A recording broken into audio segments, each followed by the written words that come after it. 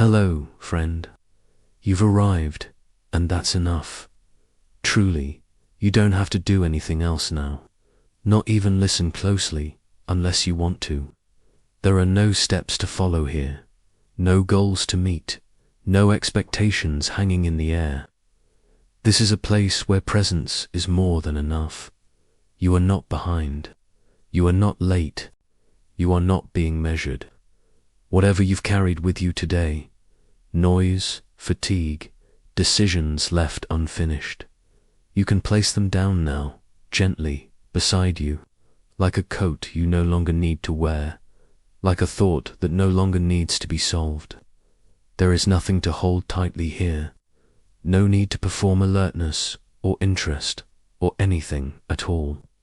This space has been made for your rest, with softness in mind, with slowness as a gift. The voice you hear will never rush you. The story that follows will never demand your attention. It's okay to drift in and out.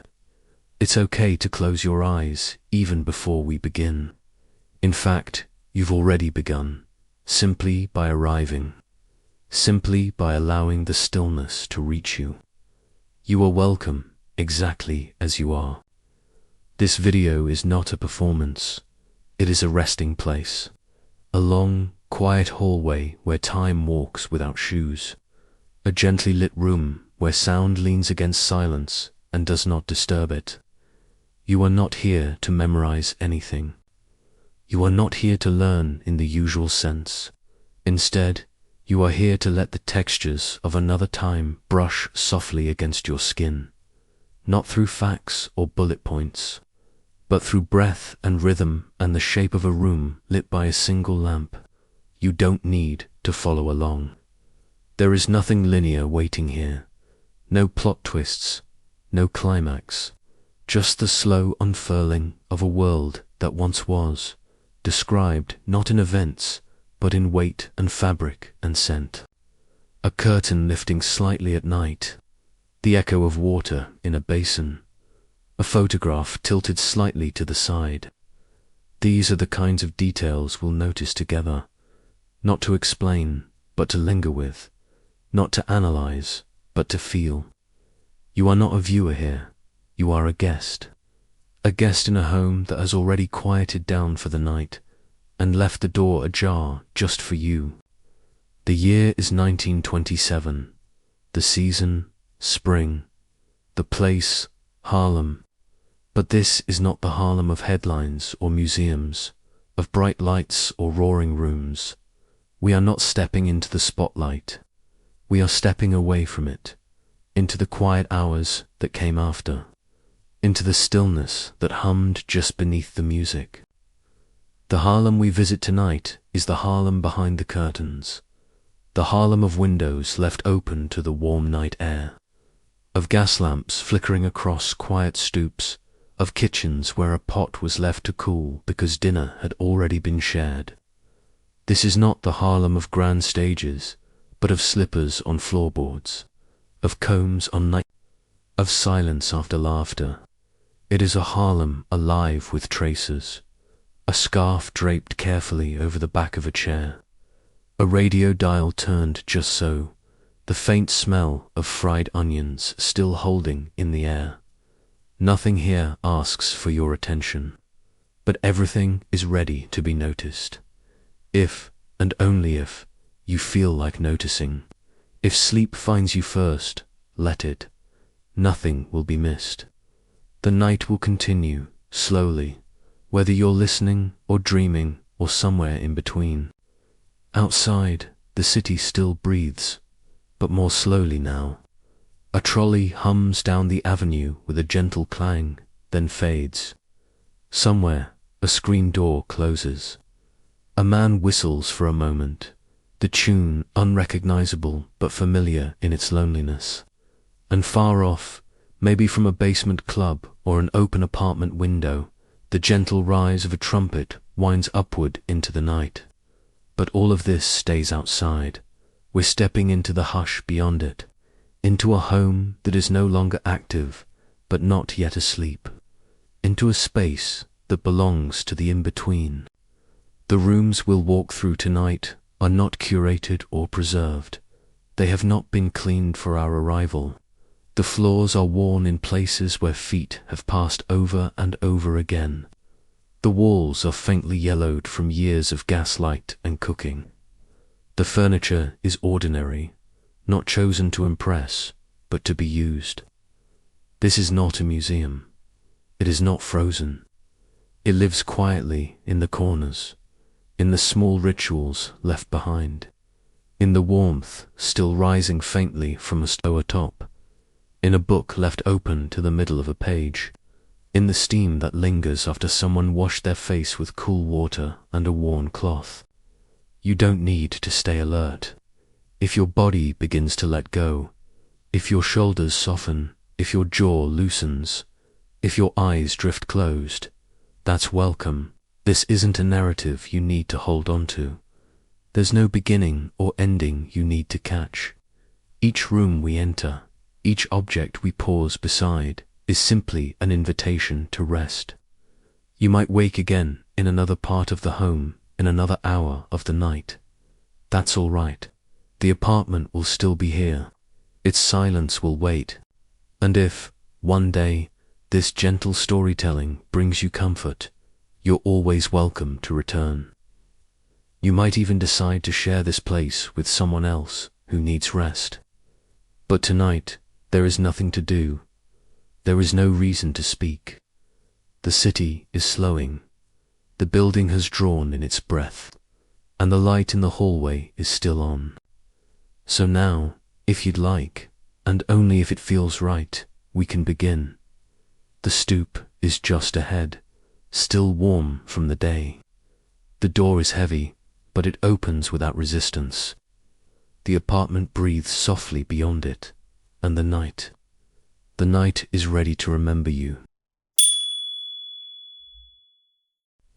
You stand at the edge of the sidewalk, your feet still and steady on the warm, worn concrete, as the hush of early evening unfolds around you like a long, soft breath. The light has shifted. It is no longer the golden amber of a lowering sun, but not yet the dark indigo of true night. It rests somewhere in between, clinging to the edges of the buildings, nestling in the joints of the brickwork, glowing faintly in the windows where curtains have not yet been drawn. A breeze moves slowly between the tenements, carrying the smells of the neighborhood in long trailing ribbons.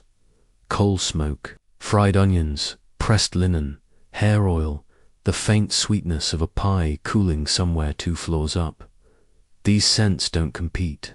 They layer gently, settling over everything like fine dust.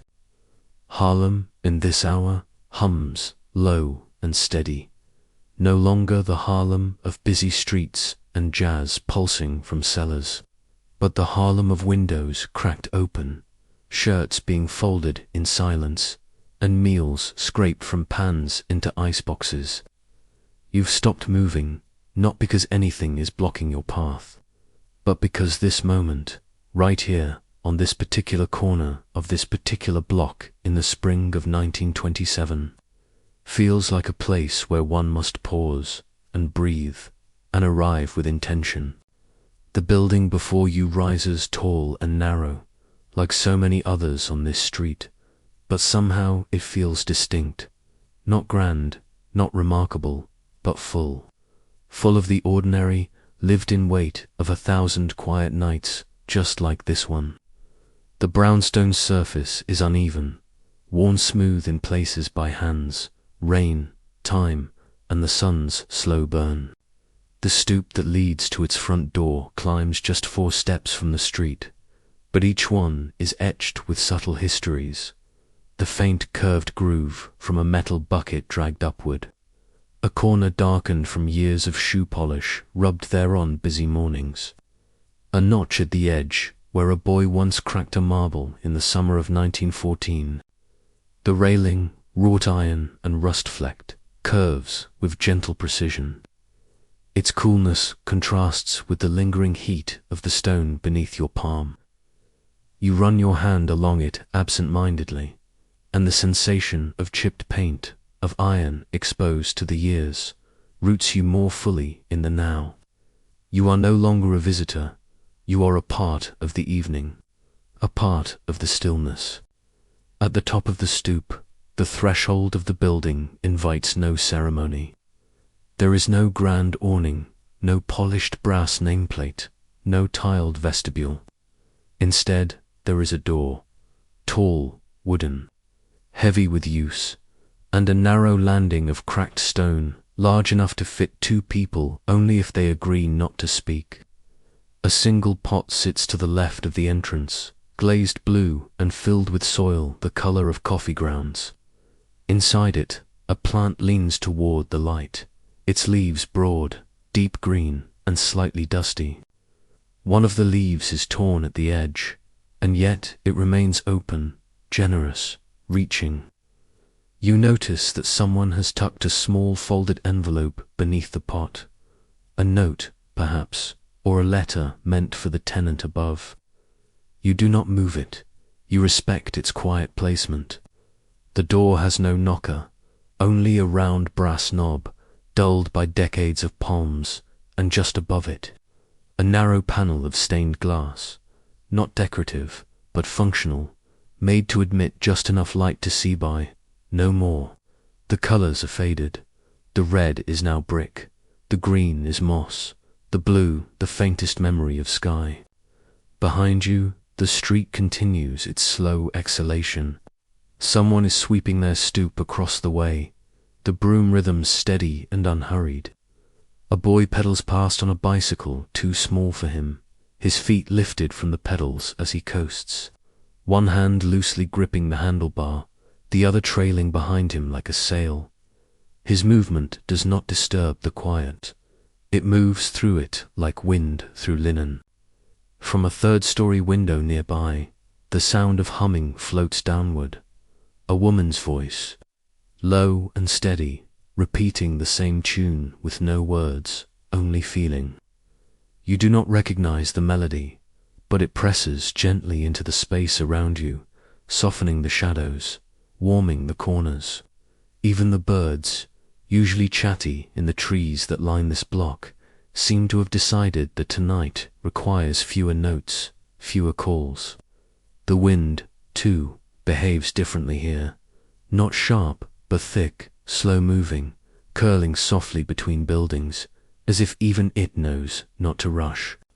And as you place one foot on the final step and let your body lean slightly toward the door, you begin to feel the presence of what lies beyond it, not in sound or sight, but in temperature, in tension, in the way the space just past the threshold seems to gather itself like breath before sleep. You don't enter yet. You simply rest there for a long moment, one hand on the railing, the other at your side, feeling the night settle more deeply into your skin. You notice the grain of the wooden door beneath your fingertips, the barely audible creak of a floorboard inside, the muffled murmur of a radio playing 2 floors up, its static rising and falling like waves too far to touch. The city around you continues to dim, and with each passing second, you feel yourself sinking into something older than memory. A feeling of belonging, not because you are known here, but because the quiet allows you to be. You glance upward toward the row of windows stacked neatly above the door, their panes darkening with the dusk. Some are lit from within, casting faint glows through drawn curtains, while others remain unlit, still holding the cool blue of the receding sky. One window on the 2nd floor is cracked open just an inch, and from it you hear the faint clink of silverware on ceramic, the scrape of a chair leg, the slow murmur of a radio voice trailing off mid-sentence. The building breathes in layers, each floor a different rhythm, each apartment a different lullaby, all folded together beneath a single roof. You imagine the families above, the tenants settling in, a man unbuttoning his cuffs, a child rinsing a glass at the sink, an older woman drawing her shawl around her shoulders. You cannot see them, but you can feel the weight of their presence, like warmth seeping through walls that have known generations of sleep. The stoop beneath your feet no longer feels like stone, but something more tender, a platform for memory, a surface that holds stories in the indentations of its shape. You lower yourself slightly, placing your hand along the edge of the top step, your fingers tracing a shallow groove where water has carved its way during countless spring rains. You feel the faint grit of soot and brick dust under your fingertips. There is nothing sterile here, nothing smoothed by renovation. It is all worn, textured, human. The kind of surface that doesn't reflect light so much as it absorbs it, giving the evening a softness that feels more like fabric than air. Just beyond the threshold, through the narrow seam between door and frame, the smell of warm interiors reaches you again. This time it is more specific.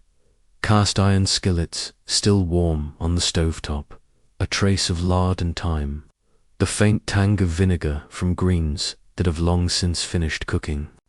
You imagine a plate, rinsed and set aside, the last mouthful of cornbread untouched, a butter knife resting gently on a cloth napkin folded once, not quite straight. The smells do not overpower, but neither do they hide. They are offered, gently, like the remnants of a dinner shared in quiet, not ceremonious, but necessary, comforting in its simplicity.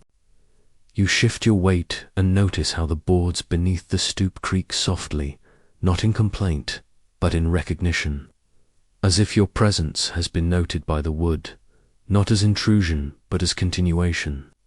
How many people have stood here before you, at the end of their day, keys in hand, shoulders slouched in weariness, or lifted in anticipation.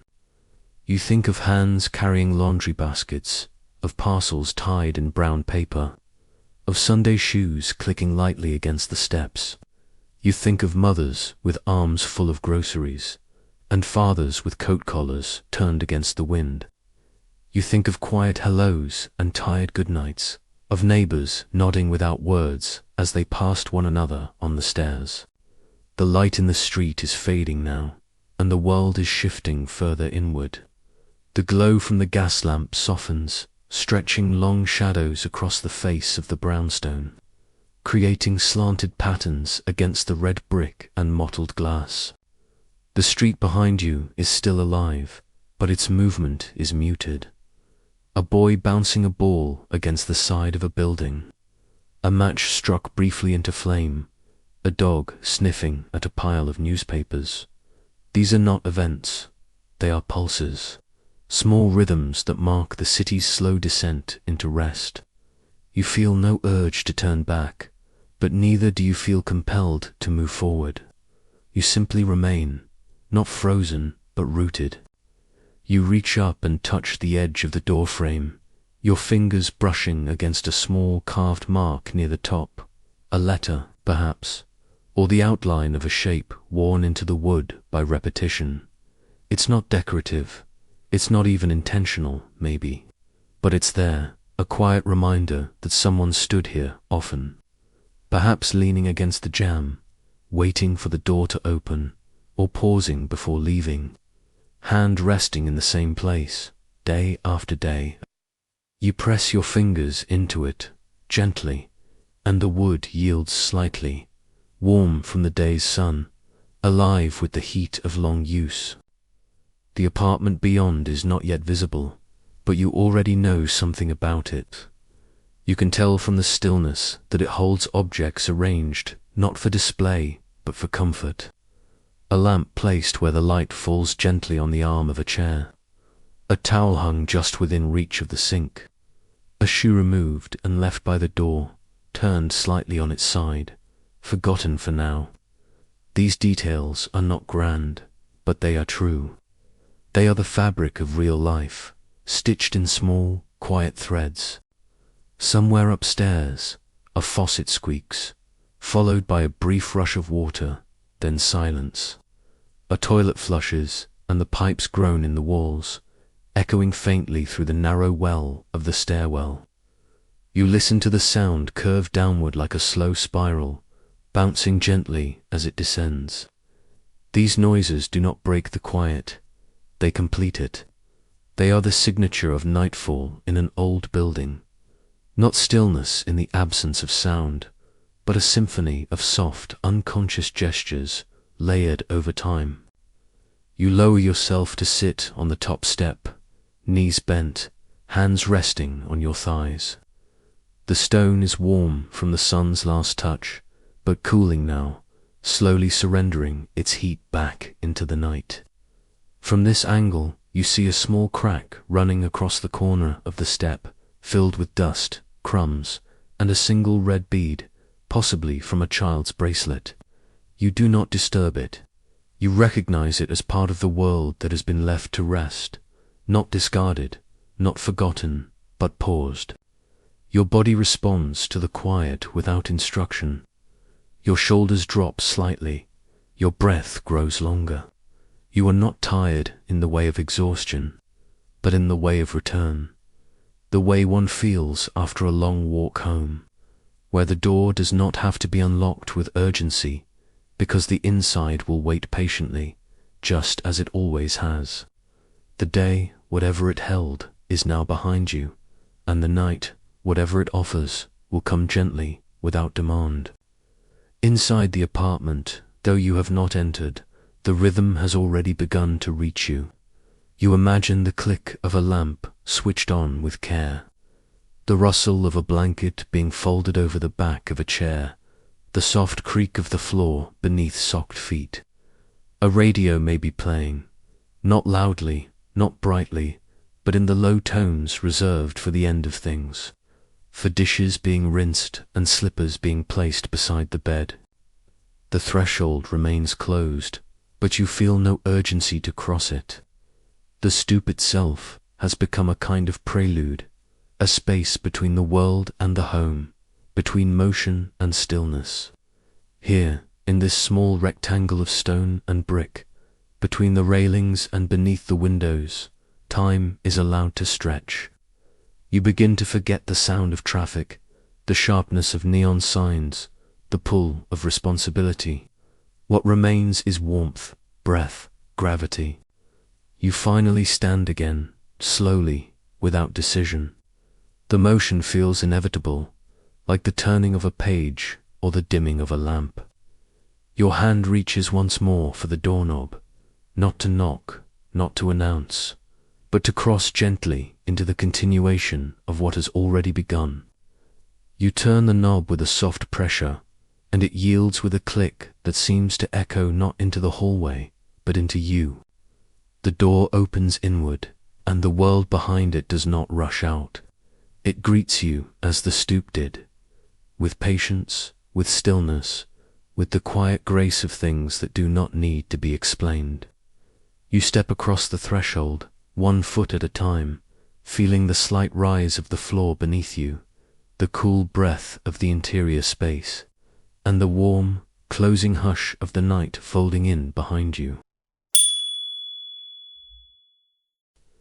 The hallway receives you not with grandeur or ceremony, but with a kind of domestic breath, a gentle surrender of warmth and scent and stillness that wraps itself around your shoulders the moment the door eases closed behind you.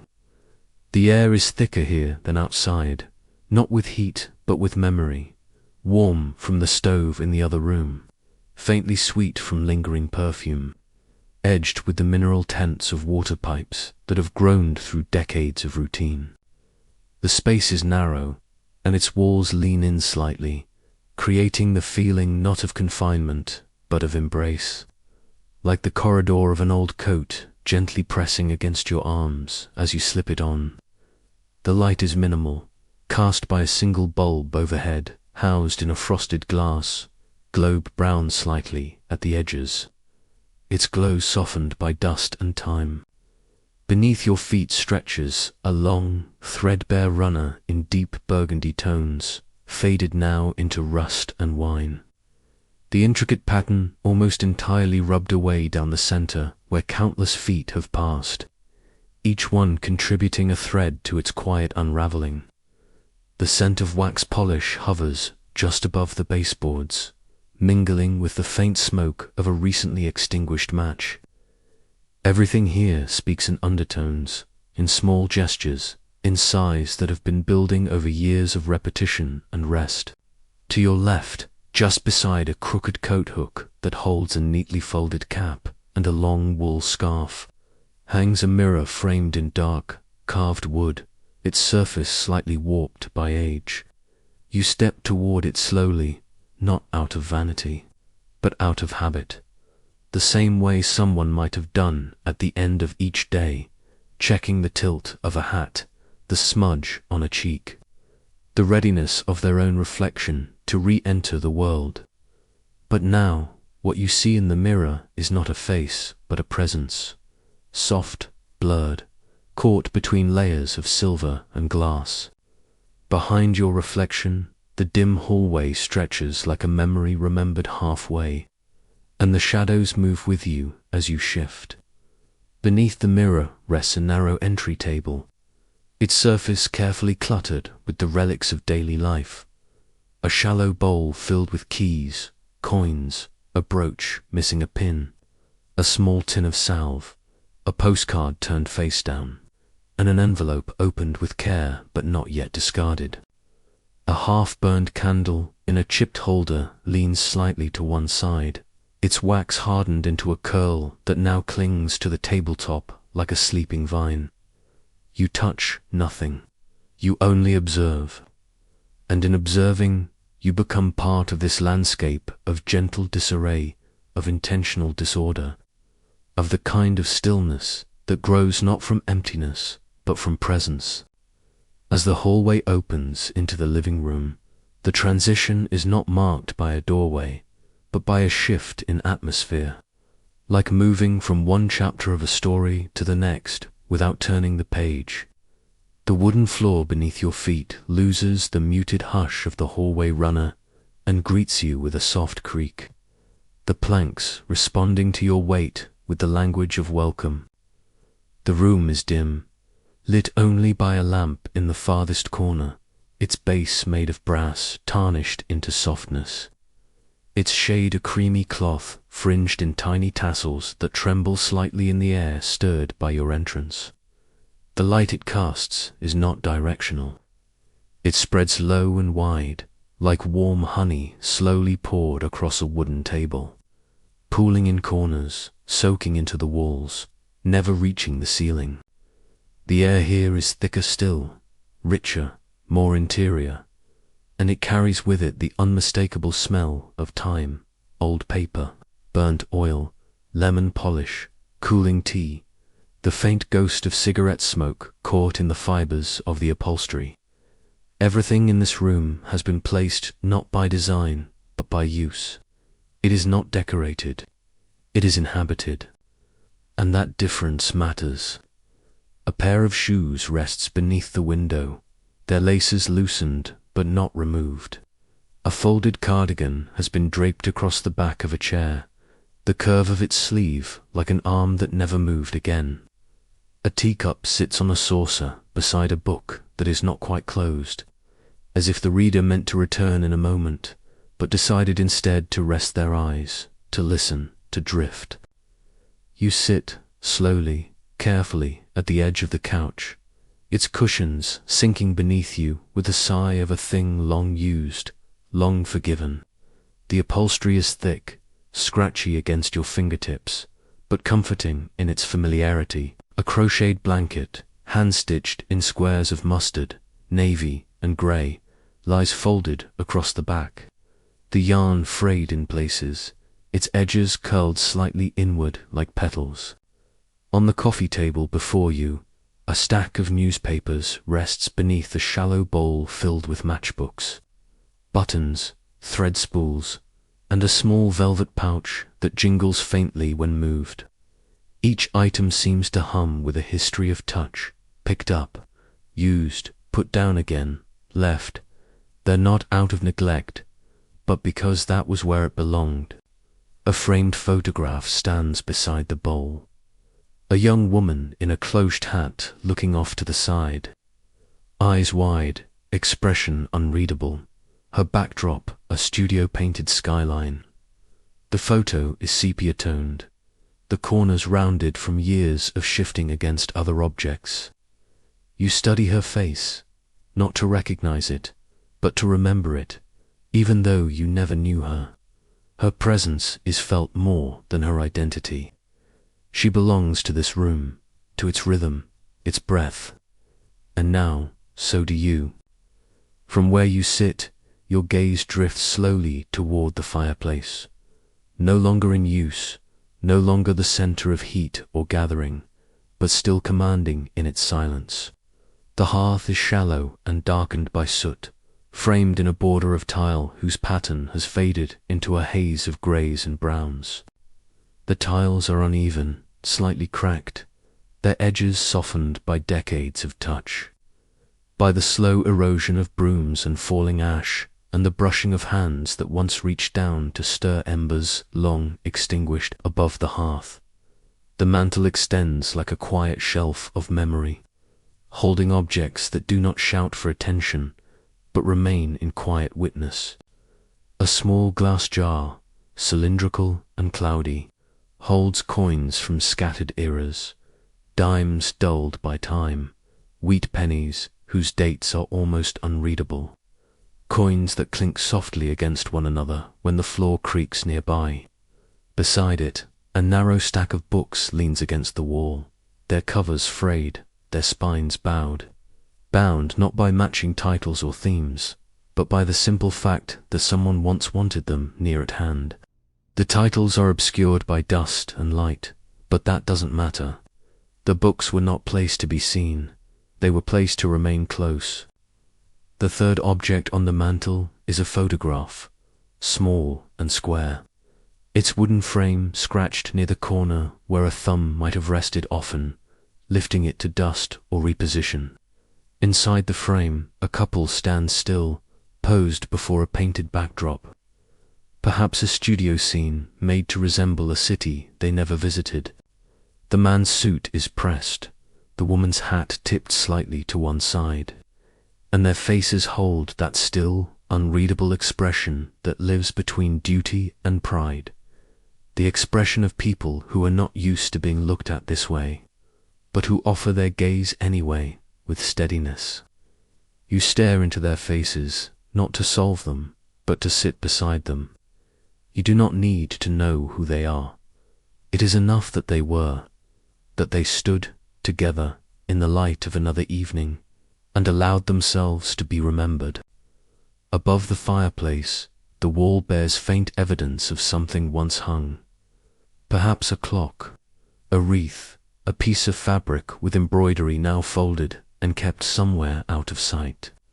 The paint around it is slightly darker, protected all these years from sunlight and dust. A faint square remains, as though memory has been preserved by omission, by the absence of new layers. This room does not resist change, but it does not rush to erase. What was once loved remains, if only an outline. Your attention turns to the window, its curtain made of lace, once white, now closer to bone, its edges tinged with age and the faint yellow of sunlight that has passed through it for years. The curtain lifts slightly with each breeze, not fully, just enough to stir, to catch the air as it moves through the narrow opening of the glass pane. The window is cracked open no more than an inch or two, held in place with a folded matchbook, a small improvisation that speaks not of neglect, but of practicality. Through that opening, the sounds of Harlem filter in gently, scattered and softened by distance. A horn's lazy moan drifting from a jazz club far down the avenue, the tap of shoes across pavement, the low murmur of voices conversing just out of view, each syllable rounded by space and time. Beneath the window sits a chair, upholstered in heavy green velvet, that has long since faded to something closer to forest dusk. Its cushion is indented in the center, the fabric flattened by weight and repetition. by someone who sat here night after night with a book in hand or a radio tuned low. One arm of the chair bears a small tear, stitched carefully with thread that doesn't match, the repair neat but visible. Draped over the back, a shawl light, patterned with pale blue flowers, perhaps handmade, lies folded as though placed for use again soon, though clearly untouched for days. Nothing in the chair calls out for attention, and yet it holds more presence than any monument. It is not an object in the room. It is a room unto itself. A table beside the chair holds more of those quiet constellations of daily life. A coaster worn thin from years of teacups and water glasses. A ceramic dish filled with buttons and safety pins, and a thimble turned on its side. A notebook lies open to a page filled with looping script, handwriting that seems neither rushed nor cautious, but balanced, intentional, as though each letter had been shaped not only for meaning but for rhythm. You read nothing. You simply watched the lines curve across the page, the way branches grow outward from a trunk, steady, inevitable, full of their own logic. The gramophone in the far corner, once the room's evening pulse, now rests in stillness. Its polished wood has dulled in places, but the grain still glows faintly in the lamplight. The horn, shaped like a bloom frozen in the act of opening, is covered loosely with a cloth of faded red, perhaps once used to protect from dust, now simply part of the scene. Beside it, 2 records lie waiting. One has been returned to its sleeve, the edges soft from use. The other rests beside it, bare, its grooves catching the light like the surface of water stirred by wind. You do not touch it. You do not need to. The record has already played what it needed to say. In the center of the room, a small wooden coffee table, scratched at the corners, slightly uneven, bears the evidence of presence in its most ordinary forms. A teacup, now empty but with a ring of dark at the bottom, rests on a saucer with a faint blue rim. A spoon, balanced across its edge, reflects the low light in a thin, bright curve. A folded napkin lies beside it, creased carefully, though a stain at one edge betrays the ghost of jam or honey. These are not remnants of a meal, but of pause, of someone who sat and sipped and stayed for a while in the hush between 1 hour and the next. The bookshelf along the opposite wall is short, but full. Books lean against one another like tired friends, some standing tall, others slumped, one lying horizontally across the top like a child climbing into a parent's bed. Titles are visible only here and there, their fonts worn down by fingers and years. Between the books, other items live: postcards, dried flowers, a torn envelope with a return address written in delicate print, a hand-drawn map of a city block that might be this one. The shelf does not organize knowledge. It collects life. A sideboard, pushed neatly against the far wall, holds a framed picture of a child, hair neatly combed, eyes wide, caught in that strange space between confidence and hesitation. The frame is made of carved wood, its varnish dulled, and its back reinforced with a strip of old tape. Beside it, a candle stub sits in a small glass dish, the wick blackened, the wax melted into a spiral of past flame. Nothing has been added to this surface in a long time, but nothing has been removed either. It exists in a state of balance that feels like trust. The wallpaper behind the sideboard is peeling slightly at the base, revealing the plaster beneath. The pattern, small flowers with looping vines, has faded to near invisibility. Yet where the plaster shows, the texture is soft, hand-applied, uneven in a way that reminds you someone once stood here with a trowel and patience, preparing a wall not for beauty, but for living. The crack is not ugly, it is an opening, an invitation to remember that beneath every surface is something touched by hand. As you sit longer, the weight of the room becomes more evident, not as burden, but as gravity. The way the chair receives you without protest, the way the floor holds your feet, the way the air wraps itself around your shoulders like wool left in the sun. This room is not trying to impress. It is not performing for you. It is simply being, wholly, quietly, completely itself. The lamp continues to glow, its light unchanged. Outside, the world darkens by degrees, but in here, the shift is slow. Imperceptibly, a warmth gathers in the corners. The shadows stretch only slightly. The silence does not grow deeper. It grows thicker, like velvet pressed gently into the ears. You begin to forget how long you've been sitting, how long the room has held you, and it doesn't matter. Nothing in this place asks you to move on. There is no agenda, no path, no progression.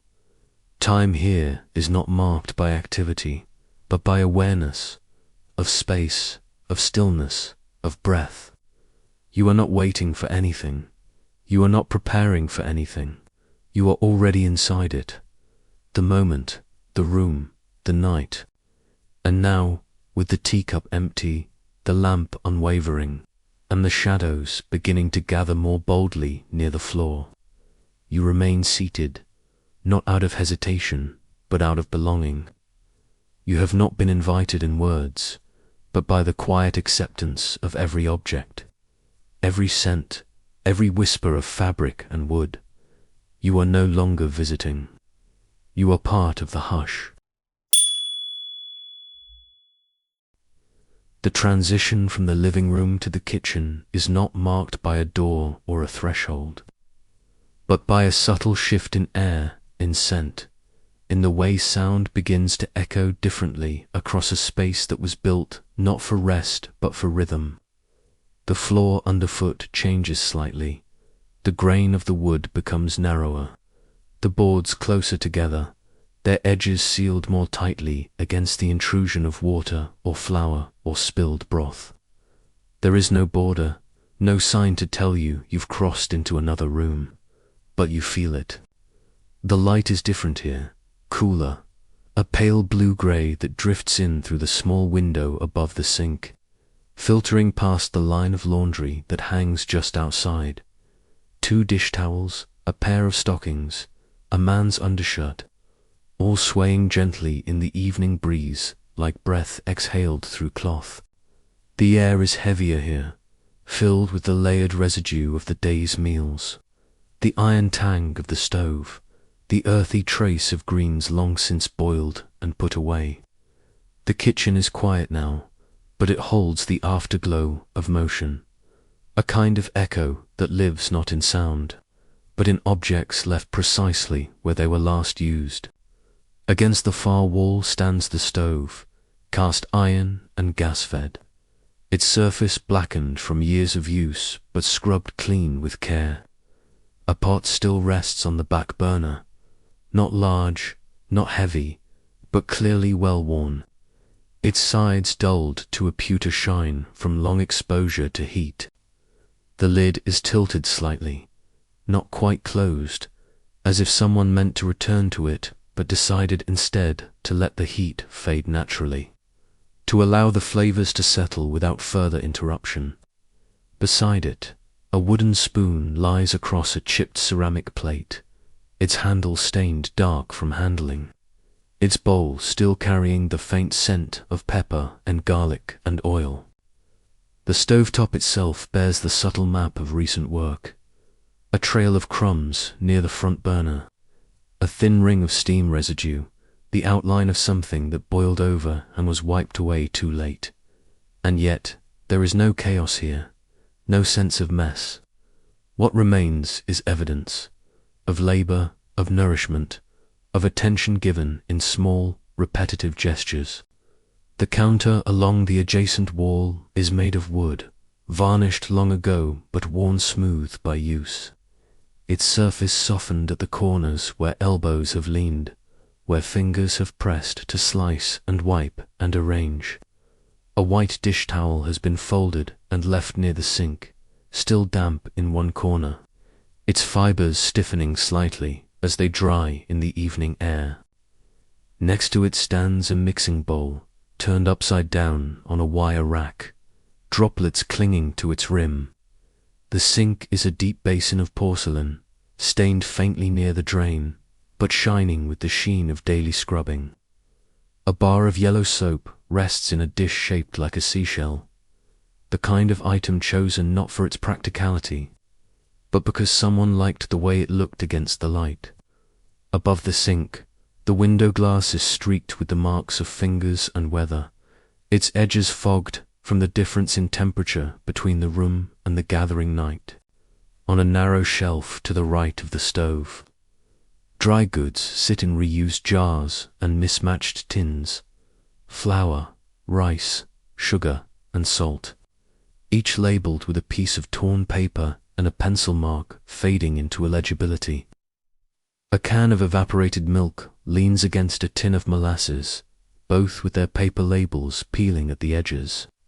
Behind them, tucked into the corner, a box of matches lies open, its contents fanned like a deck of cards, 3 of them slightly blackened at the tips.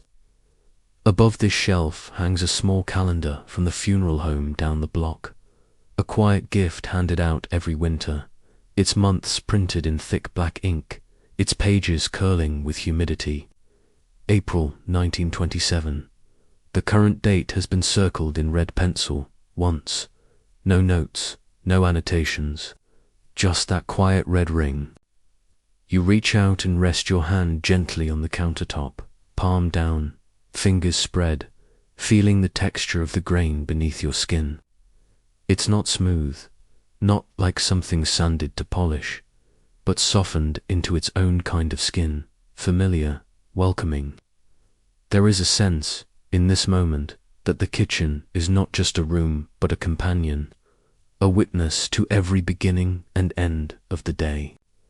A space of repetition, of ritual, of unspoken care. There are no clocks here that tick, no radios that sing, and yet the room speaks, in the hiss of a pilot light, in the sigh of the curtain as it moves with the wind, in the soft drip of a faucet whose washer is slightly worn but not quite in need of replacement. It is not silence that defines this kitchen, it is presence. In the center of the kitchen stands a small wooden table, square and sturdy, its surface scarred by decades of use. Thin knife marks, burn rings, ink stains, and the soft dents left by elbows leaned too hard during long conversations. The table is not perfectly level. One leg is steadied with a folded scrap of cardboard, yellowed and softened from time, barely noticeable unless you lean forward and look beneath. Atop the table, a white enamel bowl holds 3 pieces of fruit: an apple with a slight bruise, a banana half spotted with brown, and a lemon whose rind has begun to soften, releasing a faint citrus scent that hovers just above the bowl like a question. A salt shaker made from cut glass sits nearby, its cap slightly rusted, and beside it lies a folded cloth napkin. Once white, now a soft grey, its fibers worn to a gentleness that only time and washing can bring. A chair has been pulled out slightly from the table, its seat indented in the center, its back shaped by countless hours of lean. Draped over the chair's back is an apron, thick cotton, ivory, embroidered with a row of small flowers along the hem, the ties loosely knotted as if removed with tired hands after a long evening at the stove. One strap is frayed, curling in on itself like an old ribbon, and there is a dark spot near the center of the fabric. Grease or berry or ink, it's hard to say. The apron smells faintly of onions and soap and skin. It is not a decorative object. It is an artifact of labor, folded not for show but for readiness, waiting to be worn again. In the far corner, an icebox hums quietly, Its door, painted white, shows the streaks of fingertips at its edge, the kind left behind by hands that open and close without thinking, in rhythm with meals prepared and milk retrieved. Inside, though you do not open it, you can almost sense the cold. The glass bottle of cream with its thin collar of paper around the neck. The leftover greens in a dish covered with wax paper and sealed by a rubber band. The small jar of pickled beets. The last spoonfuls of yesterday's dinner. There is something intimate about this cold space. Not sterile, but tender. A collection of what has been saved, what has been kept. Above the icebox, a shelf holds a tin of coffee, a box of baking soda with the corners worn down, and a ceramic teapot shaped like a cat. The teapot is slightly chipped at the base of the spout, but its paint is still bright. Hand-painted whiskers, pink ears, blue flowers along the belly. It sits here, just slightly to the side, as though someone turned it while cleaning and never turned it back. A box of matches leans against it, open, with one match removed and tucked back in, unburnt. You wonder if someone thought twice about using it, or simply forgot. These tiny interruptions, unfinished gestures, are the true map of how a kitchen holds memory. The upper cabinets are simple wooden boxes, their surfaces dulled by steam and time, their handles slightly loose from years of tugging. One door doesn't quite close, and through the gap you can glimpse stacked plates, mismatched, heavy, with patterns of ivy and flowers, their edges crazed with fine cracks. A tea tin rests on the top shelf, dented but still sealed. You imagine its contents. Dry leaves, maybe old, maybe still fragrant, and the sound they'd make if you shook the tin just once. But you don't. You let it remain as it is, quiet, complete in its stillness. Beneath the cabinet, the countertop holds a cutting board darkened by age and use, its surface carved with grooves from years of chopping. A paring knife lies beside it, its blade short and slightly curved, its wooden handles smooth from so many grips. You notice a head of garlic with 3 cloves missing, their papery skins left in a small heap beside the bulb-like feathers after a flight. There is no recipe here, no preparation underway, and yet the room feels like it remembers every dish that has passed through it, as though the flavors still hang in the corners, like music caught in the walls. Near the window sits a radiator, painted white but worn down to iron along the edges where the heat has burned away the layers. A single sock hangs over it, drying. It is small, thin, and ribbed, the kind worn inside boots on cold mornings. One heel has been carefully stitched, the thread darker than the cotton. The radiator ticks quietly, its breath slow and even. This is not a house with central heating. Warmth must be coaxed here, with time and patience and attention to detail. The sock knows this. So does the room. The floor beneath your feet is linoleum, patterned in a faded check of pale blue and cream. In one corner, the pattern has been rubbed away entirely, revealing a dull brown patch where the subfloor has begun to show through. You wonder how many feet have stood there, peeling potatoes, washing dishes, pouring coffee. The wear is not damage, it is evidence. The floor is not proud, but it is honest. A broom leans in the corner by the door, its bristles splayed, its handle wrapped with a bit of twine near the top where the wood has split.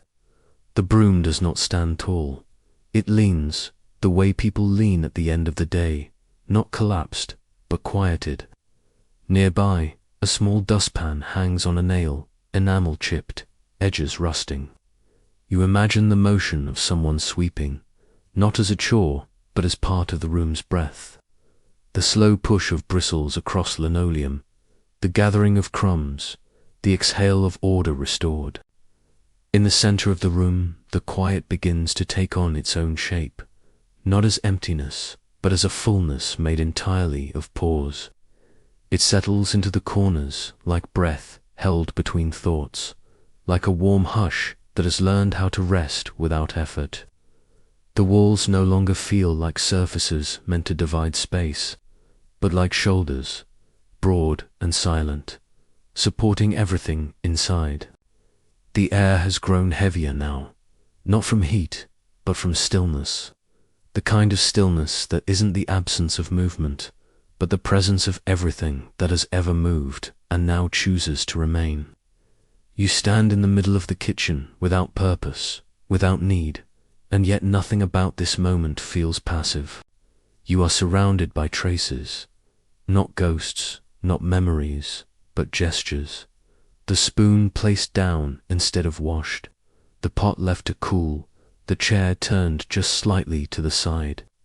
Each one holds meaning not in what it once did, but in what it continues to do.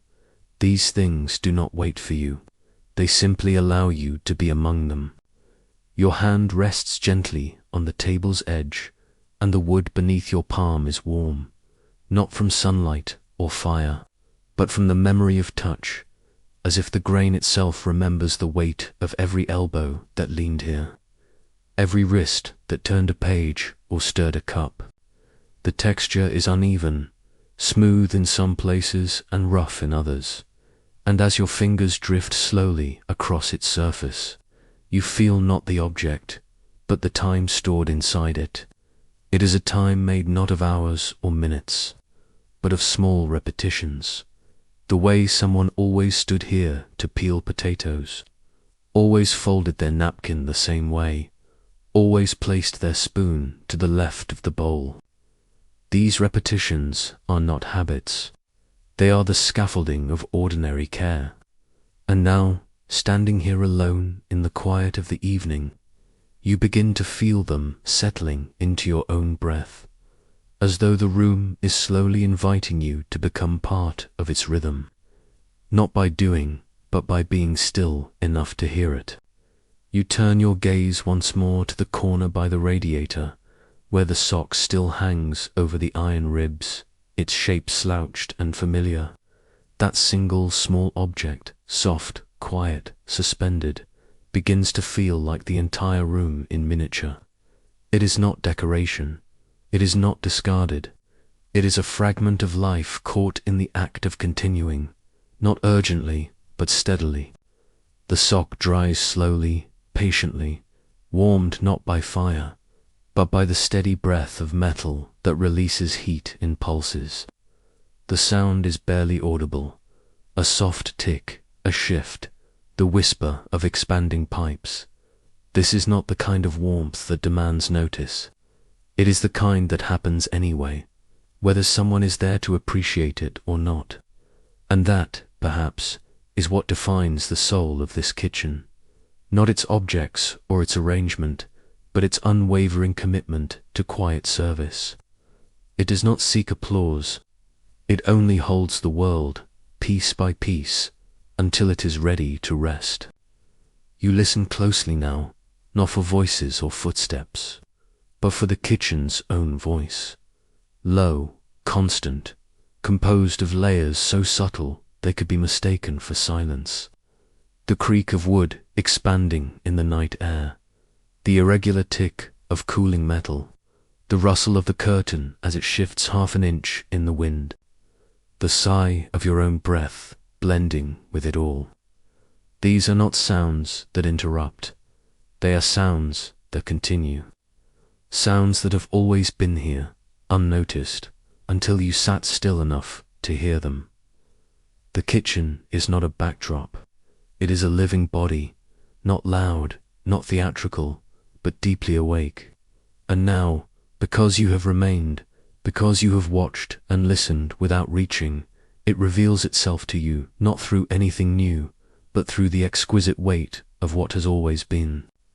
And finally, when you do begin to step away, slowly, reverently, as though leaving the bedside of someone asleep, you do not feel as though you are exiting the kitchen, but as though the kitchen is gently releasing you. There is no final glance over the shoulder, no dramatic partying. The table remains, the light remains, the apron on the chair and the spoon beside the sink, all remain exactly as they are. Nothing has been resolved, nothing has ended.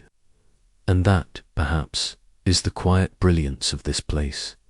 It does not offer closure, but welcome, always welcome. Whether you return tomorrow or in 1,000 dreams, the kitchen will be here, whole, humming, breathing, still.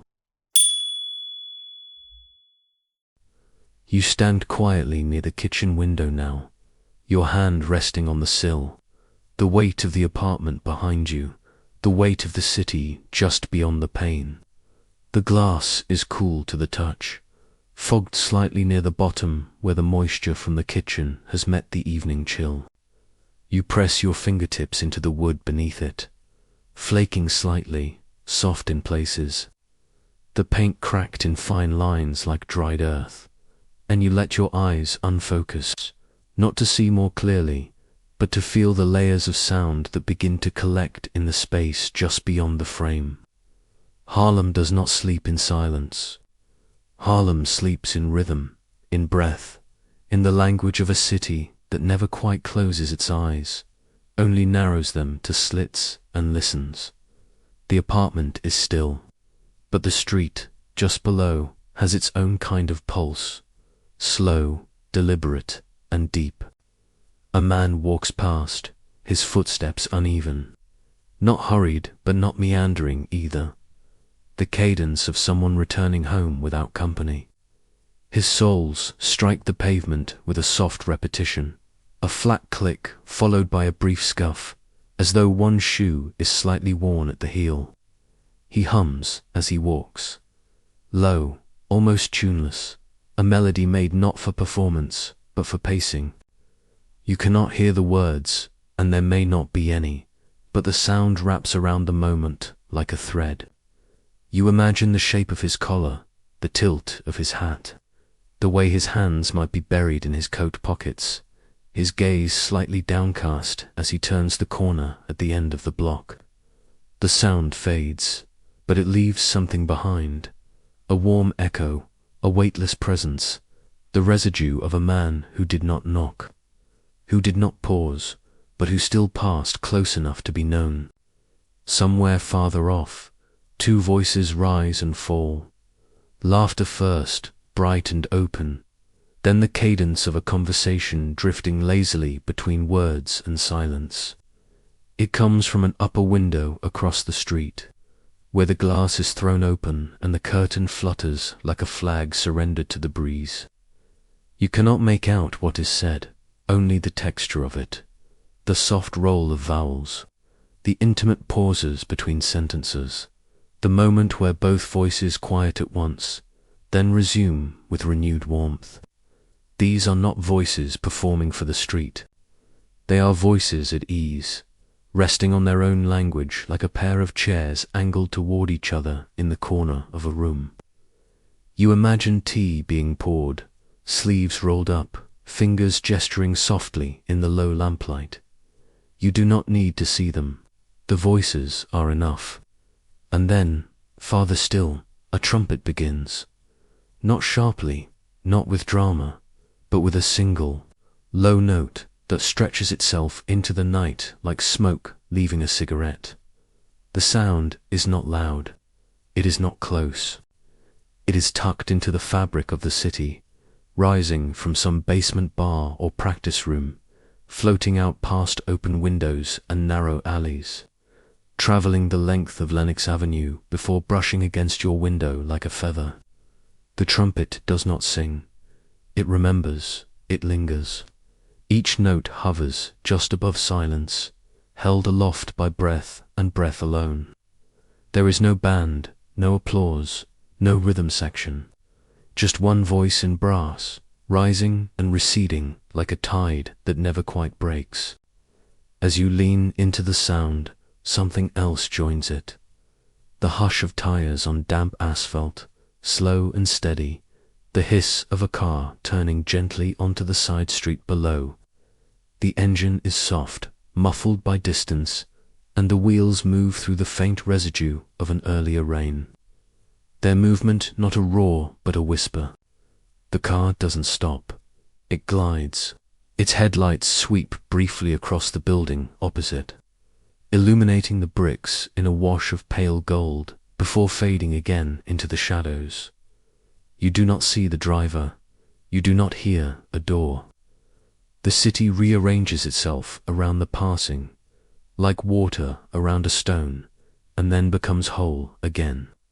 Somewhere, a screen door swings open with a metallic yawning sound, then slams closed again, its echo bouncing briefly between the buildings before being swallowed by brick and dusk. You can almost picture the porch it belongs to, the way the wood beneath that door might be worn in a perfect semicircle, the spot where someone wipes their feet without thinking, the air just outside it smelling faintly of kerosene and soil. There is no shouting, no drama, just the door, opening, closing, the punctuation of someone's return. You hear no footsteps after it, only stillness. And yet that stillness feels changed now, touched by the trace of movement. Something has shifted, however slightly. Something has come home. From another direction, the soft creak of a wagon wheel joins the quiet. It moves slowly, each revolution accompanied by the faint groan of wood against axle, a rhythm as old as the streets themselves. Perhaps it's a produce cart headed back to storage, or maybe it's someone hauling empty bottles, the clink of glass muffled beneath layers of cloth. You cannot see it. You do not need to. The sound travels low and steady, never hurried, never lost. It is the kind of sound you'd miss if you blinked too fast, but in this quiet, it becomes the anchor of the hour, not loud enough to interrupt, but clear enough to remind you that people, somewhere, are still in motion, still living inside the night. A radio plays faintly from an apartment across the way. The song is too distant to identify, and yet the texture of it wraps around you like old cloth. The crackle of static, the compression of the singer's voice, the slight warble of a note held just a second longer than expected. You don't hear lyrics. You hear longing.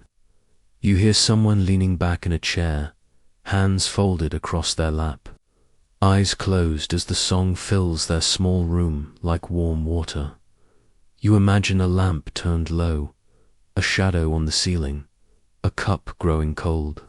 In another room, in another body, someone is listening to, and though you may never meet, for these few moments, you are joined by the same invisible ribbon of sound. Further down the block, a group of men laugh, low and sudden, a burst of sound that rises like a gust of wind, then settles just as quickly into murmured voices. Their tones are deep, familiar, punctuated by the clack of something tossed, bones, maybe striking pavement or wood or stone. You picture them gathered on a stoop or beside an alley wall, their jackets unbuttoned, sleeves rolled, cigarette smoke rising between them like thread. The words they exchange are not for you, but you feel their weight, the way they settle into the air, the way they belong. And though the sound fades as quickly as it came, it leaves the air stirred, not empty, but enriched. Behind you, inside the apartment, the radiator lets out a long sigh, as if exhaling the heat of the day.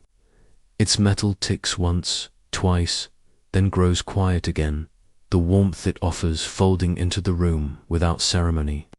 You realize you hadn't noticed how dark the kitchen has become until now.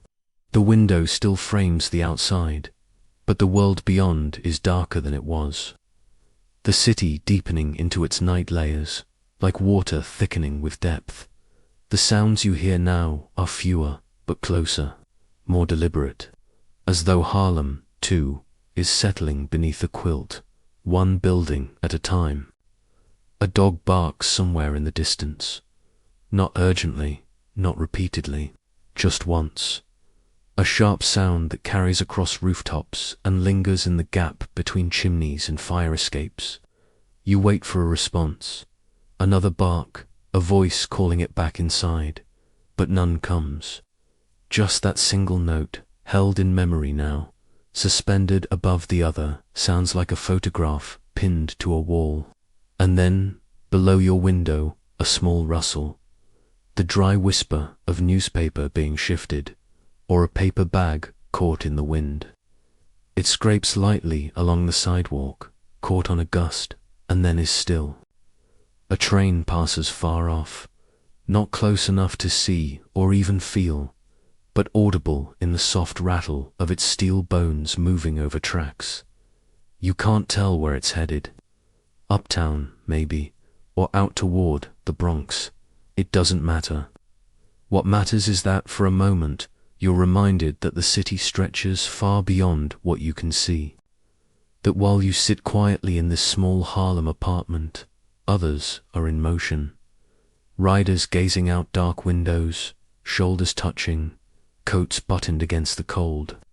The train passes, and the silence it leaves behind feels slightly different than before. A space once filled, now folded. A baby cries. Not loudly, not in distress. Just a single wail that rises from an open window and dissolves into the air like steam. The sound lasts barely 3 seconds, but you hear it with your whole body. You picture a crib, a hand gently patting a back, a lullaby begun before the child even fully woke. You do not hear the lullaby. You only sense the quiet that follows, the weight of comfort returning, the stillness rebuilding itself in layers. The city does not hush the child. It listens, and then lets go. An upstairs neighbor, perhaps directly above, moves across their own floor. You feel it more than hear it. The faint creak of wood, the pressure shift in the ceiling, the echo of footsteps on bare boards. It is not intrusive. It is not strange. It is the sound of someone getting ready for bed.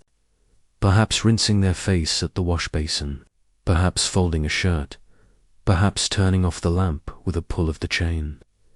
You realize how many people live vertically here, not side by side, but stacked gently above and below, each apartment its own quiet orbit, each life brushing softly against the others, like the pages of a book closed slowly at the end of a long story.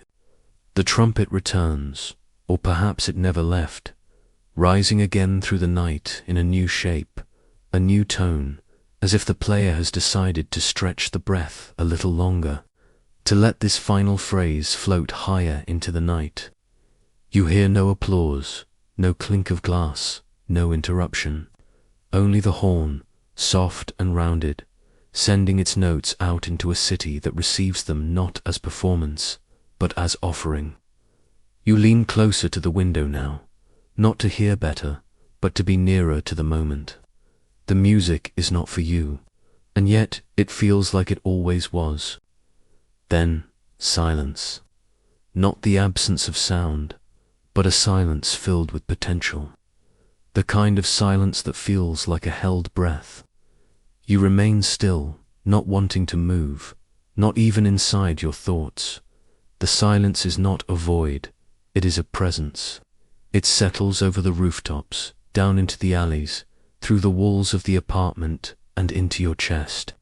For a few seconds, perhaps longer, there is nothing but that silence, and it feels holy. And slowly, in that space, you begin to hear again.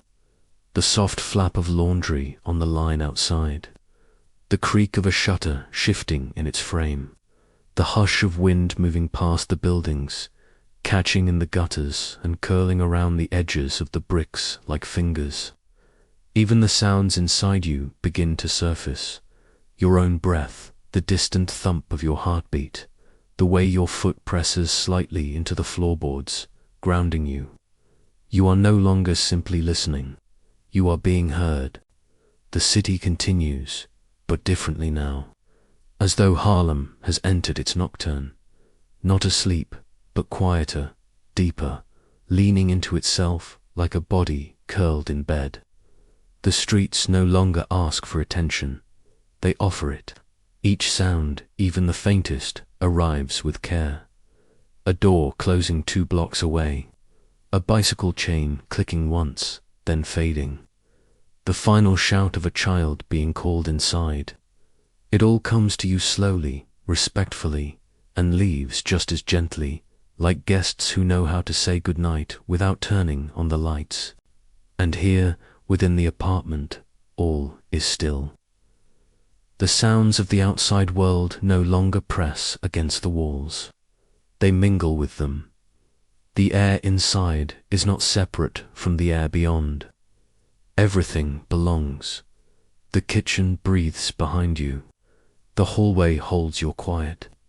The window before you frames a night that is no longer unknown. You are not alone in the silence. You are not separate from it. You are part of the city's dreaming now. And so you turn from the window at last, not to shut it, not to close yourself off, but to carry the sound with you, in your skin, in your steps, in your breath. The trumpet, the footsteps, the laughter, the door. They are not echoes now, they are threads, woven softly into you. And the apartment waits, patient and listening, as you cross the floor in silence, trailing the night behind you like a shawl still warm from someone else's shoulders. You step softly across the floorboards now, each one creaking faintly beneath your weight, like old breath released from wood that has known many footsteps. None of them rushed. The light behind you has dimmed, the kitchen fading into shadow, the hallway folding in gently behind your passage, until all that remains is the soft pull of a doorway just ahead. The bedroom does not call attention to itself. It does not wait expectantly. It simply is, half-shadowed, still, open in its hush like a page already turned. You cross the threshold not as a guest, not as a witness, but as someone returning to something forgotten. The room receives you with no resistance, no display, just stillness, just presence. The air here is warmer, but not with heat. It is warmth made of softness, of linen, of breath, of memory. The room is small, barely large enough for the bed and the narrow pieces of furniture that gather around it like quiet sentinels. But it doesn't feel crowded. It feels enclosed in the way a soft coat encloses the body, offering not confinement, but refuge. The walls are painted in a pale ivory, slightly yellowed by years of lamplight and the slow burn of seasons. In some corners, the paint has begun to flake, curling like old paper, revealing the plaster beneath, not in large wounds, but in small, gentle shifts, as though time itself had moved in and made a nest here. A braided rug lies near the bed, round, its threads worn and faded in a sunburst pattern. The colors are muted now, once crimson and indigo, now closer to dust and dusk. And yet the shape remains. The design holds. You step onto it carefully, feeling the soft give beneath your soles, like a memory welcoming you without words. The bed takes up most of the room, positioned near the window, its headboard a curved frame of iron painted white long ago, now chipped to reveal the metal beneath in places where hands once held on. The mattress sags slightly in the middle, not from neglect, but from use, the impression left by a body that has returned to it night after night, year after year. The quilt that lies atop it is patchwork, squares of fabric stitched together in a quiet geometry, each one its own story. A corner of a dress, a strip of a curtain, a piece of someone's Sunday shirt. The quilt is heavy in a comforting way, its weight not pressing down but holding you gently, like the arm of someone who no longer needs to speak. One pillow lies at the center, its case embroidered with a faded floral design, its surface wrinkled from the pressure of a resting head. It does not look prepared. It looks inhabited. Beside the bed stands a small nightstand, low and narrow, with a single drawer whose knob is shaped like a brass sunflower. The drawer is slightly ajar, revealing the corner of a folded handkerchief and what appears to be a string of black ribbon. On top of the table sits a reading lamp, the shade slightly askew, the bulb low and amber. Its light does not reach far. It pools in a small circle on the tabletop, illuminating a pair of glasses with one bent arm, a tin of bomb, and a paperback novel face down, its spine broken in two places, pages fanned as though it had been left mid-thought. The cover reads, "God Sends Sunday," the ink nearly worn away from thumbprints and dust. The lamp hums faintly, a soft electric buzz that becomes part of the silence, not breaking it, but giving it rhythm. The window above the bed is cracked open by half an inch, just enough to allow the night to breathe into the room. The curtain, a simple muslin panel, pale and translucent, stirs occasionally with the movement of the outside air. It flutters inwards, hesitates, then falls back, again and again, as if the night itself were breathing in and out through the seams of the apartment. Through the glass, the moon is not visible, but its light touches the edges of the windowsill in a pale silver line. A street lamp below sends a faint golden glow upward, just enough to reveal the pattern in the curtain's weave. Small, repeating flowers, nearly invisible by day, now softly present in shadow. You close your eyes for a moment, and the room does not disappear. It grows quieter inside you, as if it, too, had closed its eyes. The air in the room holds the scent of linen long slept in, the subtle sweetness of worn cotton warmed by skin, the faintest trace of lavender that lingers in the pillow's fibers like a memory of careful hands. There is no perfume, no candle, no recent touch, only the quiet aroma of a bed that has gathered nights without complaint. A sweater lies folded at the foot of the bed, grey wool, slightly stretched at the cuffs, one shoulder still holding the shape of its last wearer. It rests there not for show, not by mistake, but because this room, like everything in this home, does not tidy itself to impress. It leaves things as they are, which is to say, truthful. On the far wall stands a dresser, tall and narrow, its finish dulled by time, the edges of its drawers rounded smooth by countless openings and closings. The brass handles are cool and worn, their decorative filigree faded into softness. One drawer is slightly open, just enough to reveal a neatly folded undershirt and a handkerchief with the initials ML, stitched in navy thread. On top of the dresser, a small jewelry box sits unopened, its lacquered surface reflecting the light in tiny patches, not shining, but breathing. Beside it, a framed photograph of a child leans against the wall. The child's eyes are wide, the mouth slightly parted, the posture stiff with the gravity of early portraiture. It is not a smile, but something quieter, something inward. You linger on that expression longer than expected. Next to the dresser, a chair sits angled toward the bed, not placed, but left.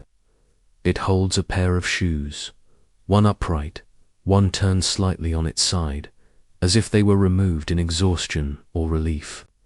The shoes are scuffed at the toes, the leather softened with wear, the laces undone and slack. Draped across the back of the chair is a cotton robe, faded blue, with frayed edges at the cuffs and collar, its belt hanging from one loop like a ribbon caught on wind. The robe carries the imprint of a body, not just its size, but its rhythm, its lean, the way the shoulders slope gently inward. It does not look abandoned. It looks at rest. On the floor, beside the chair, A small rug offers its presence like a hush beneath the soles. Its fibers are flattened in places, its colors dulled, but the pattern, a simple ring of flowers circling a central knot, remains intact. The rug is not perfectly centered.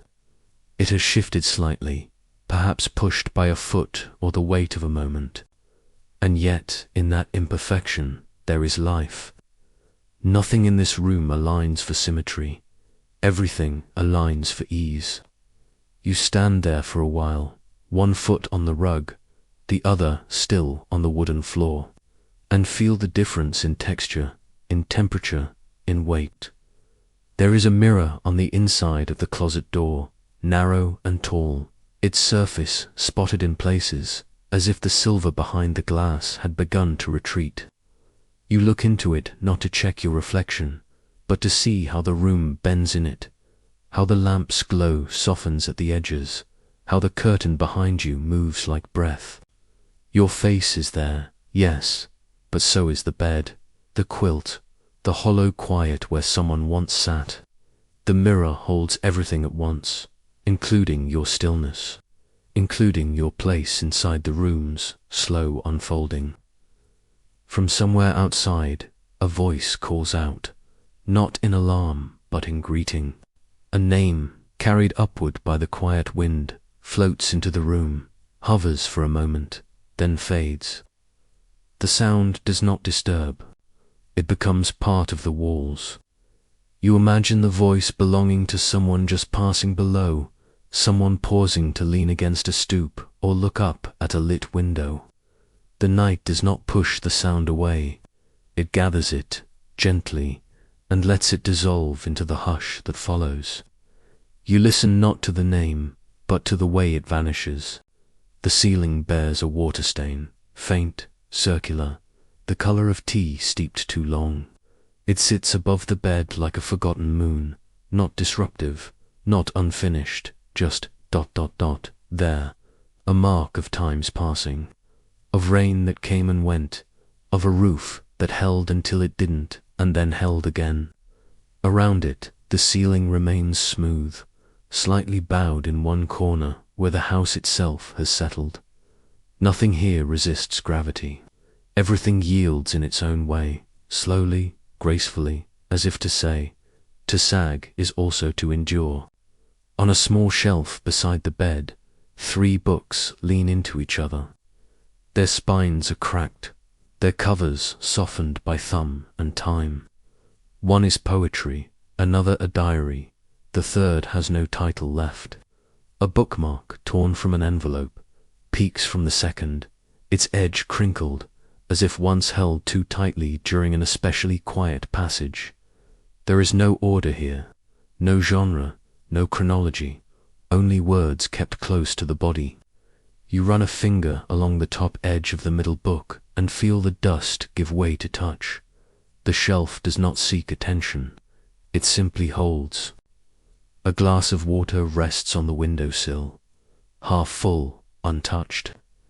A fine layer of dust rims the surface, as if the glass has remained here for days, or perhaps only hours that moved very slowly. The water catches the lamplight, reflects it in a soft ripple against the sill, a pale trembling that mimics breath. It is not thirst that the glass represents, it is preparation. The gesture of leaving something behind for the self you will become later, tired, half asleep, reaching in the dark. The bed frame creaks softly when you sit, not loudly, not in protest, just enough to say, someone is here. The mattress gives beneath your weight, reshaping itself around your form, as though it recognizes the difference between who was and who is. You settle into its center, where the quilt rises just slightly from the shape of sleep held beneath it. You do not pull the covers over yourself yet. You simply rest, upright, breathing, letting the room receive your body before your body fully yields to rest. And in that sitting, that pause, you notice the smallest details bloom into fullness. The way the light bends across the wallpaper, revealing a faint pattern of roses, nearly invisible in daylight. The way the curtain hovers at the edge of movement, catching and releasing shadow like a metronome for dreams. The way your hand rests on your knee, still, warm, present. You are not preparing for sleep. You are becoming it. A breeze lifts slightly through the window, and with it comes the scent of damp brick, of soil warming slowly in the dark, of flowers that only bloom at night. It is not strong. You might not notice it in conversation or movement. But now, in this quiet, it finds you, and you do not breathe it in. It breathes you. It enters your lungs with the rhythm of surrender. It reminds you that outside this apartment, the city lives on, but inside, something gentler is unfolding. The lamp begins to hum more softly now, or perhaps your hearing changes. The room feels more enclosed, not by walls, but by attention. Everything is listening, not to sound, to you, to your presence, to the way your breath has begun to slow, to deepen, to echo the rhythm of the radiator, the curtain, the night. You are no longer aware of your posture. You are being held by the bed, by the air, by the silence that has gathered so patiently in every corner. And now, at last, you lie down, not heavily, not dramatically, but with the kind of motion that feels inevitable. The quilt folds around your legs, your arms, your chest, its weight neither light nor burdensome, just enough, just exactly enough. The pillow meets your head, not with resistance, but with memory. The memory of pressure, of shape, of surrender. You do not close your eyes. They close themselves. The room darkens not because you dimmed it, but because it has decided the time has come. In the final moments before sleep, you hear nothing in particular, or perhaps everything all at once. The faint whistle of someone in the alley, the creak of a stair, the soft click of cooling metal, the long breath of a home that has carried many nights before this one. And you feel your own body become part of it, not separate from the apartment, but folded into it, like another layer of quilt, another note in the floorboards, another quiet heartbeat among many. And so, without thought, without tension, without even decision, you drift. Not away, but further in, into the room, into the bed, into the fabric of night. You do not sleep because you must. You sleep because you are already there. Sleep does not arrive in a single moment. It comes like mist through a half-open window, curling slowly into the spaces between thoughts, settling gently along the edges of breath. It finds you where you lie, not in darkness, but in the soft light that remains behind your closed eyelids, a kind of quiet glow that doesn't illuminate but holds. Your body has not disappeared. It has only become weightless, not as though you were floating, but as though the bed itself has risen to meet you. The quilt, the pillow, the hush, all rising in rhythm with your breath, carrying you downward into a depth that is not below, but within. The room has not vanished. It remains, blurred at the edges, soft as cloth, folded too many times to count. The curtain still stirs. The water in the glass still reflects its quiet light, but these things no longer ask to be seen. They only remain, like the scent of something remembered. Somewhere behind your thoughts, a door opens. Not one you see, but one you feel. A creak of possibility, a sigh of memory. And what comes through is not strange, but familiar in a way that defies logic. A hallway you've never walked but recognize. A hand you've never held but trust. The dream does not declare itself with symbols or drama. It enters like the steam from a cooling cup of tea, like the warmth left on a chair after someone rises. It is not built from fantasy. It is built from texture. The weight of worn fabric, the echo of a horn in the street below, the shape of your own name whispered behind a closed door. These fragments do not ask to be understood. They ask to be lived again and differently. You move through this new space slowly, not walking, not floating, but simply passing, the way one passes through a memory in silence. A stoop appears before you, one you've never climbed but know with certainty. The stone is warm, the railing worn smooth, and the sky above holds the same soft violet that once hovered over Harlem just before sleep. There are no people here, only traces. A matchbook tucked between bricks, a handkerchief left on a windowsill, a voice humming from a second-story window with no body behind it. Nothing is solid, but everything is real. The dream is not an escape from the apartment. It is the apartment unfolded, its walls turned inside out, its breadth expanded into sky. A soft bell rings in the distance, the kind heard from a trolley car or a shop door, or perhaps only imagined from some memory of metal on metal. It echoes gently, not as sound, but as vibration, as though your bones remember it more clearly than your ears. You turn toward it, not with urgency, but with the same calm with which one turns a page. The bell fades, and in its place you hear water, not pouring, but dripping, slow and rhythmic, like the leaking faucet in the kitchen hours after everything has been cleaned. But here, in the dream, the water does not pool. It hovers, each drop suspended for a breath, then disappearing into nothing before it can fall. It is not haunting, it is tender. Then comes the voice, low, without gender, without direction. It does not speak to you. It speaks around you. It says something you almost understand, a language you knew once in childhood or in the quiet between stories.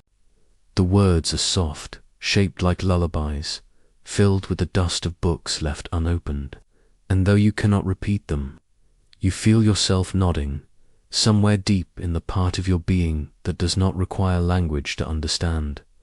The voice speaks not in sentences, but in atmosphere, and the atmosphere speaks in warmth. The floor beneath your feet is no longer wood or stone, it is sensation. It gives beneath your weight not with pressure, but with memory, as if each step stirs a ripple across something unseen, something ancient, something that remembers all the rooms you've ever left and all the ones you've never entered. You walk without moving. The dream moves around you, folding and unfolding like fabric stirred by breath. Walls rise and vanish, not in sudden gestures, but in slow pulses, like tides. A hallway blooms into a street. A lamplight becomes a window. A bed becomes a doorway. And through it all you drift, not lost, not found, but accepted. A street appears, cobbled and quiet, with no sky above, only a warm indigo that pulses like the inside of a closed eye. Shops line the way, but none have names. Their windows glow with golden interiors, gloved hands folding handkerchiefs, a tailor's form wearing a coat made of moonlight, a barber's chair slowly spinning in an empty room. You do not enter. You do not need to. These places are not separate from you. They are your memories trying on different names. Your sensations return to you in new forms. You walk past them as one walks past paintings in a gallery made of breath. The scent of bread floats through the air, warm, crusted, filled with a kind of sweetness that only comes from flour and waiting. It is not hunger that stirs in you, but recognition. A kitchen you never saw. A woman's hand, thick with flour, brushing your cheek before turning back to the dough. You do not see her. You remember her into being. She hums the same tune that played earlier in the apartment, or maybe that was in this dream. The tune has no words, only warmth. Around you now, the walls return, not as boundaries, but as embrace. You are in a room again, perhaps your bedroom, perhaps someone else's. The light filters in from nowhere, soft and gold, and everything is layered in quiet. A bed you've never seen but know how to lie in. A chair with a coat you once wore in winter. A pair of shoes sitting near the door like two questions you no longer need to answer. There are no clocks here, no time, only rhythm, only breath. A cat appears, black with a patch of white on its chest, its eyes green and slow-lidded. It walks toward you without sound, without urgency, and curls at your feet, then disappears. Not in a puff or flash, just a blink, there and then not. And yet its warmth remains near your ankles. You reach down without thinking. Your hand touches nothing but stillness.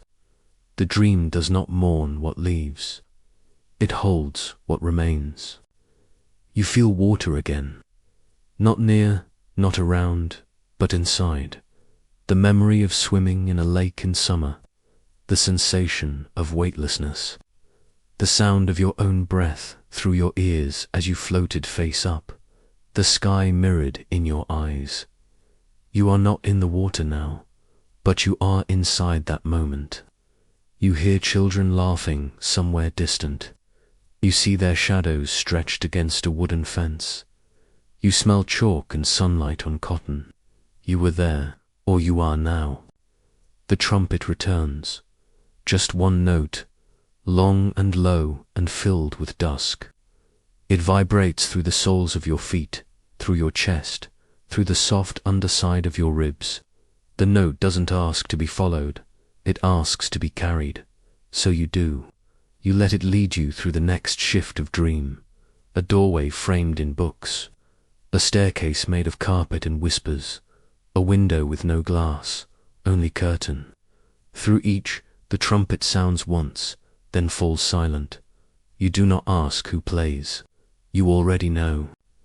You sit now, not on a chair, but on stillness itself.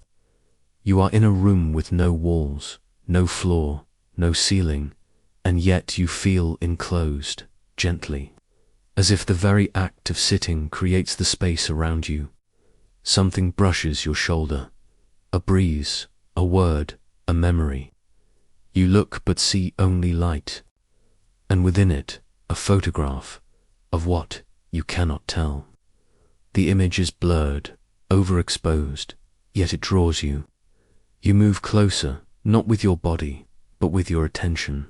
And there it is, the living room, the same one you entered hours ago. The same lamp, the same chair, the same silence.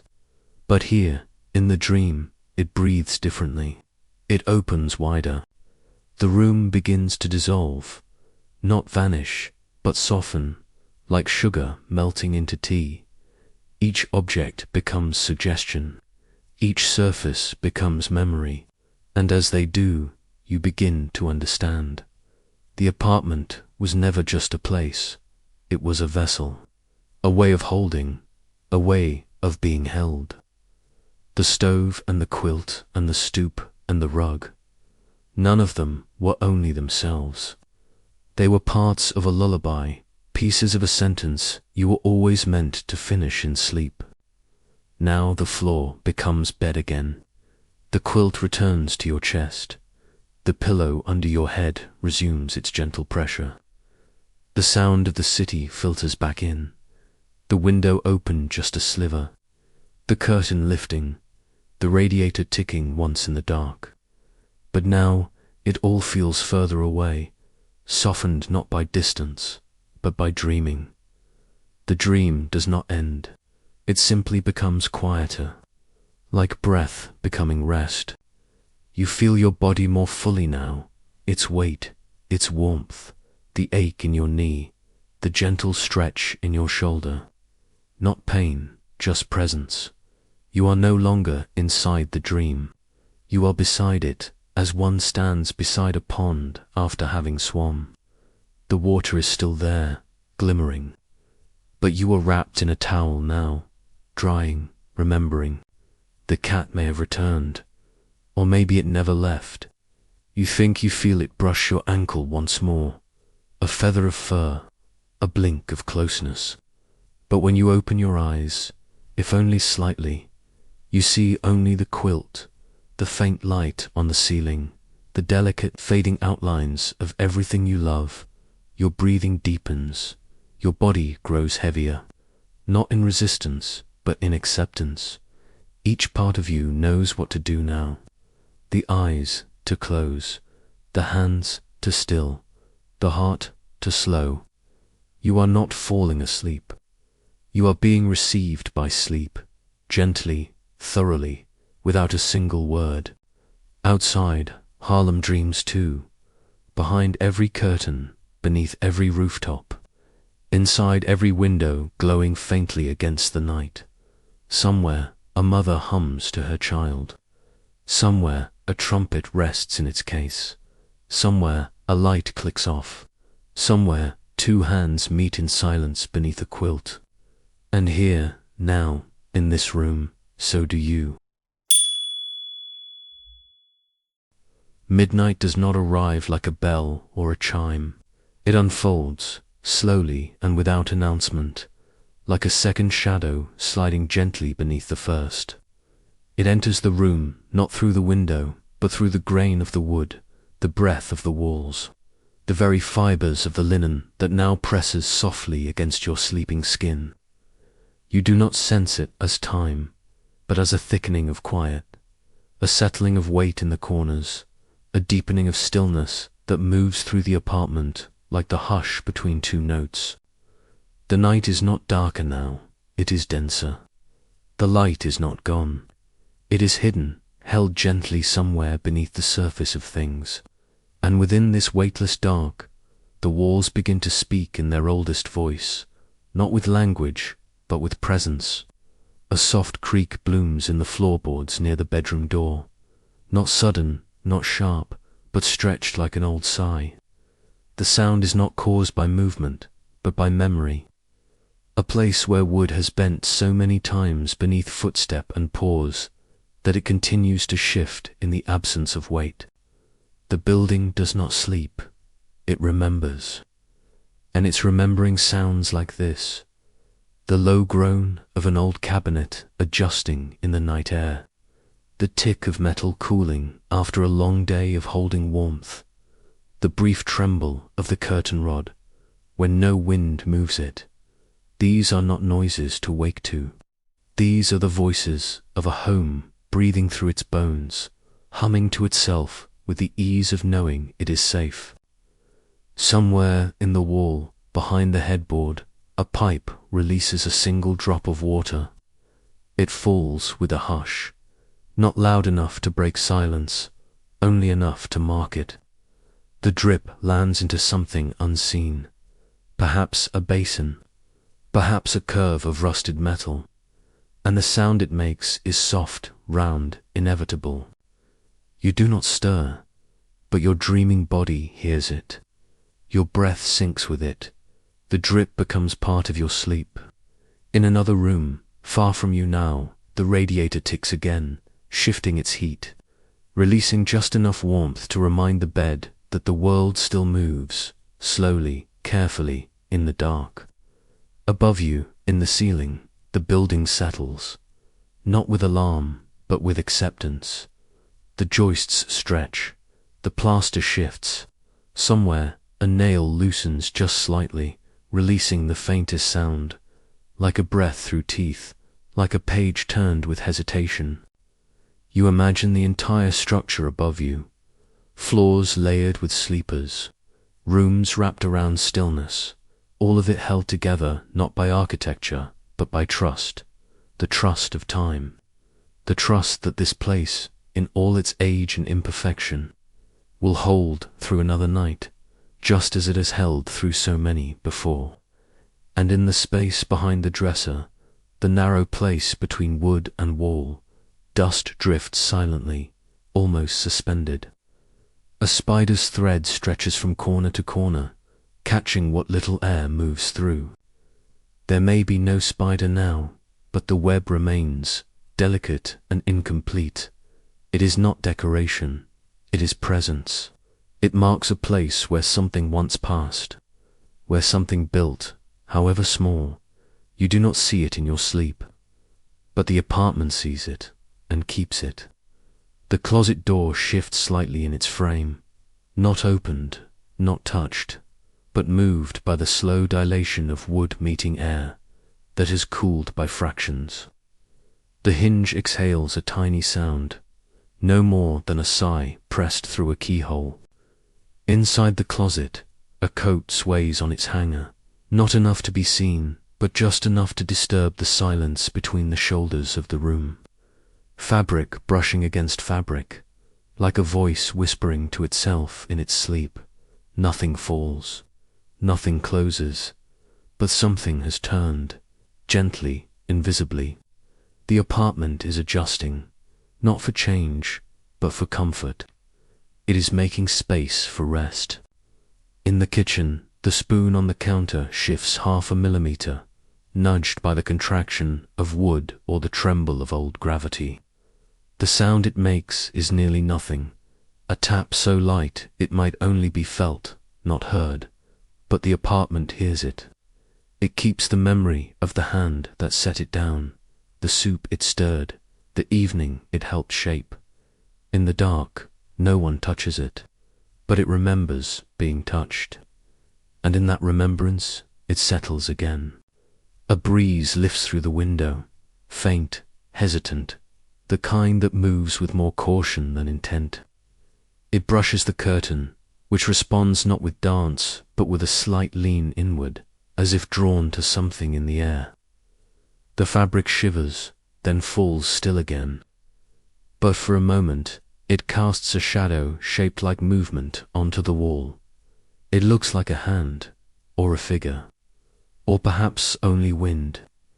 You do not see it in sleep, but the room sees it, and receives it without fear. The apartment remembers rain. It hasn't fallen tonight, but the wood still holds its rhythm. The drip from the roof last week, the wind pushing against the windowpane 2 storms ago. The rising damp in the bricks during that long week of downpours when the stoop stayed slick and the mail never quite dried. You can hear none of this now, but the walls hum with it, faint, internal, the murmur of dampness becoming memory, moisture that entered and has now become part of the grain. Somewhere beneath the floor, a pipe groans once, like a door calling out in its sleep. It's the kind of sound you might hear in a half-dream and think is someone speaking. Low, drawn-out syllables formed from metal and motion. The apartment doesn't correct you, it lets you believe. After all, this hour is made for believing things that make no noise in daylight. The house is not haunted, but it is full of stories, and some of them are still telling themselves, slowly, under the floorboards. On the bookshelf, one of the books has shifted, its spine now leaning just a touch further forward, as if drawn toward something unsaid. Perhaps the building shook imperceptibly, perhaps the air changed direction, or perhaps the book simply grew tired of holding itself upright. Its fall is not dramatic. It won't tip, it will stay in this new angle until morning. But the shadow it casts on the wall has lengthened, bent slightly, like a figure bowing mid-sentence, waiting for the listener to catch up. In the hallway, a coat that hangs from the peg near the mirror sways ever so slightly. Its buttons click faintly against the wood, a sound like knuckles tapping without urgency.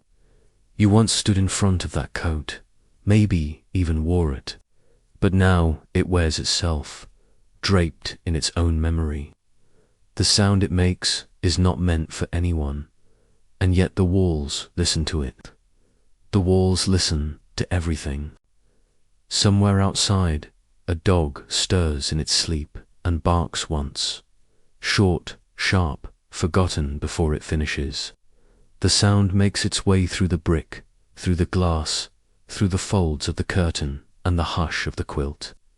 You don't wake, but your dreaming self hears it, folds it into whatever story your breath is telling. The bark becomes a door creaking open, or a trumpet note, or a bell tied to the neck of a cat. It becomes something else before it even finishes being itself. The wallpaper behind the bed makes no sound, but if it did, it would sound like paper settling into stillness, soft, dry, curled just slightly at the edges where the glue has given way. Its flowers faded to shadows now, have begun to blend into the plaster beneath. You would never notice it in the day, but at night, in the right stillness, you feel it. The way the room sheds its skin, layer by layer, becoming more itself by growing softer. In a drawer beneath the dresser, a button rolls half a turn. How or why, no one knows. It was not touched, it was not jostled, but something in the weight of the night moved it, and the sound it makes, a soft click against wood, is the kind of sound that belongs only to midnight. A punctuation mark in a language made of held breath and folded cloth. A reminder that not everything still is silent, and not everything silent is still. The radiator hisses once more, not in heat, but in adjustment. The steam inside has already finished its work. Now it's only exhaling, releasing the last bit of pressure from a long day of warming. Its sound is like cloth tearing very slowly, like snow melting through iron, like a sigh no one means to hear. It doesn't last, but it stays. The mirror in the corner of the bedroom catches a glint, moonlight, perhaps, or lamplight from across the alley. And for just a second, the room reflects itself back. The curtain, the bed, the air, but softer, as if the mirror, too, has begun to dream. And in that dream, the room is quieter still, as though it were remembering its own childhood, a time before furniture, before windows, when it was only space, waiting. The building creaks once more. A single beam expands with a soft pop. It's the kind of sound that startles no one, that lives beneath consciousness. It might be mistaken for the sound of settling, but really, it's the house shifting the weight of memory from one shoulder to the other. The kind of stretch that comes after listening too long. The kind of adjustment that says, I'm still here. And then, as if in agreement, the floor beneath the chair in the living room lets out a small groan. The chair doesn't move, but the floor remembers its presence. Pressed down for so many years, it answers now with a sound that means, yes. You sat here, someone sat here, many nights, and still the room remains.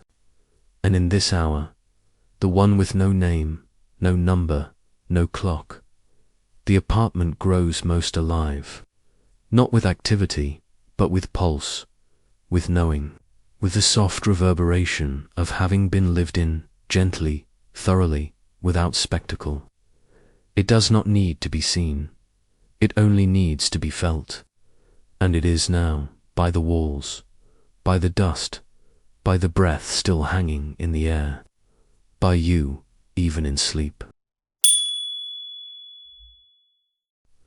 The city does not sleep, not in the way a body does.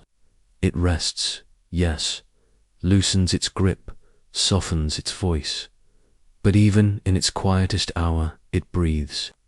Beneath the silence that wraps around rooftops and shutters, Harlem continues to stir. Its pulse runs deep under the pavement, moving through iron and pipe and steam, through stone stairs and cellar doors and the cracks between bricks that hold the warmth of the day just a little longer. From the high windows of brownstones to the deep alleys where no light reaches, the city is not idle. It is gathering, stretching, turning inward the way a tree folds its roots through soil in the dark. You cannot see it from the bedroom, but you feel it, gently, like a heartbeat under your pillow. Somewhere, deep below, a boiler exhales a burst of steam into a pipe that runs the length of a tenement wall. It hisses, sighs, fades. Then again, that rhythm travels, from basement to faucet, from floor to floor. It warms someone's socks, loosens the cough in someone's throat, keeps the ink from freezing in the well of someone's pen. The city is not a machine. It is a body, and that body, in the middle of the night, is full of organs, still working, slow, deliberate, quiet in their insistence. You can hear them if you listen not with ears, but with breath. In a second-story window across the street, a light remains on. Its curtain is thin, barely drawn, and from here it flickers faintly like a lantern seen through fog. You do not know who left it on. Perhaps someone reading late, perhaps someone pacing softly in slippers, perhaps no one at all. But the light is steady. It anchors you to the idea that you are not the only one alive within the hush. You imagine the shape of that room, the way the table must look with its corner cleared, a teacup on the edge, a hand hovering above a page, a single shoe turned on its side near the bed. You do not see it, but in your mind it's as clear as breath on glass. Farther off, the subway murmurs beneath the city. It does not roar at this hour. It hums, a long, low vibration that passes through concrete and bone and mattress and dream. The train is not full, but it moves anyway. Someone rides it with their head against the window, eyes half closed. Another with a coat pulled tight, counting stations like footsteps. The train is not rushing, it is carrying. It carries stories from one borough to another, carries tired hands home, carries silence in metal and electricity. You lie still, and the vibration finds you, not loud, not sharp, just there, a presence under everything. Even the rats move more slowly now, not in fear, but in rhythm. They pass through the alleys like shadows, too soft to be seen, noses brushing brick, tails whispering along baseboards and trash lids. The city makes room for them in the night, not out of affection, but out of understanding. Everything that lives must move, and Harlem, even at rest, is full of life in motion. The rats don't disturb, they belong. They know every warm vent, every kitchen door not fully closed, every patch of ground where the heat from the bakery seeps upward through the cracks. They are not villains, they are citizens of the dark. A block away, a storefront gate rattles faintly in its housing, not violently, but rhythmically, like a loose tooth nudged by wind. It's the kind of sound that goes unnoticed in daylight, drowned beneath voices and streetcars and radio, but now it carries. It taps the brick in intervals, a secret code written in metal. The gate was locked hours ago. The shop closed, the lights dimmed, the till counted, and the bread wrapped tight for morning. But the gate stays restless, moved not by thieves or trouble, but by the sighing breath of a neighborhood falling deeper into sleep. Even metal needs to shift in the dark. Somewhere in the distance, a street lamp buzzes, faintly, then fades, then buzzes again. Its glow is dimmer now, diffused through a dirty globe of glass and the pollen of spring. A moth flutters toward it, its wings slow and erratic, as if forgetting what brought it there. The light hums like a throat trying not to clear itself, and the moth circles once, twice, then vanishes into shadow. The street beneath stays empty, but the light remains, not bright but faithful, like a promise made without words, kept for no one in particular. In a nearby building, a window opens, slowly, not with urgency but with care. A hinge creaks. A breath escapes. A shape leans into the night air, not to see, but to feel. You don't know if it's a man or a woman, a neighbor or a stranger. You don't need to. The gesture itself is enough. The act of reaching into the dark, not for rescue, but for companionship. The city meets the shape with quiet, offers it wind, offers it scent, of distant roasting peanuts, of coal, of something green growing between sidewalk cracks. The shape lingers, then pulls back. The window closes. The breath returns inside. A cat moves along a low brick wall, its silhouette sharp against the softness of the alley beyond. Its body is slow, deliberate, but unafraid. This is its hour. The city is its silence. Every ledge is familiar. Every step rehearsed. It pauses to look up at a second-floor window where music once played, now silent, and blinks twice as if in memory. Then, without sound, it leaps down, vanishing into a space so narrow even sound forgets how to echo. But its presence lingers like dust caught in lamplight, brief, complete. The underground pipes groan again, but this time deeper, a subterranean murmur that seems to come not from below, but from within. Harlem carries its weight well. Water, heat, pressure, all of it winding through tunnels and valves and iron channels that stretch for miles, beneath stoops and laundry lines.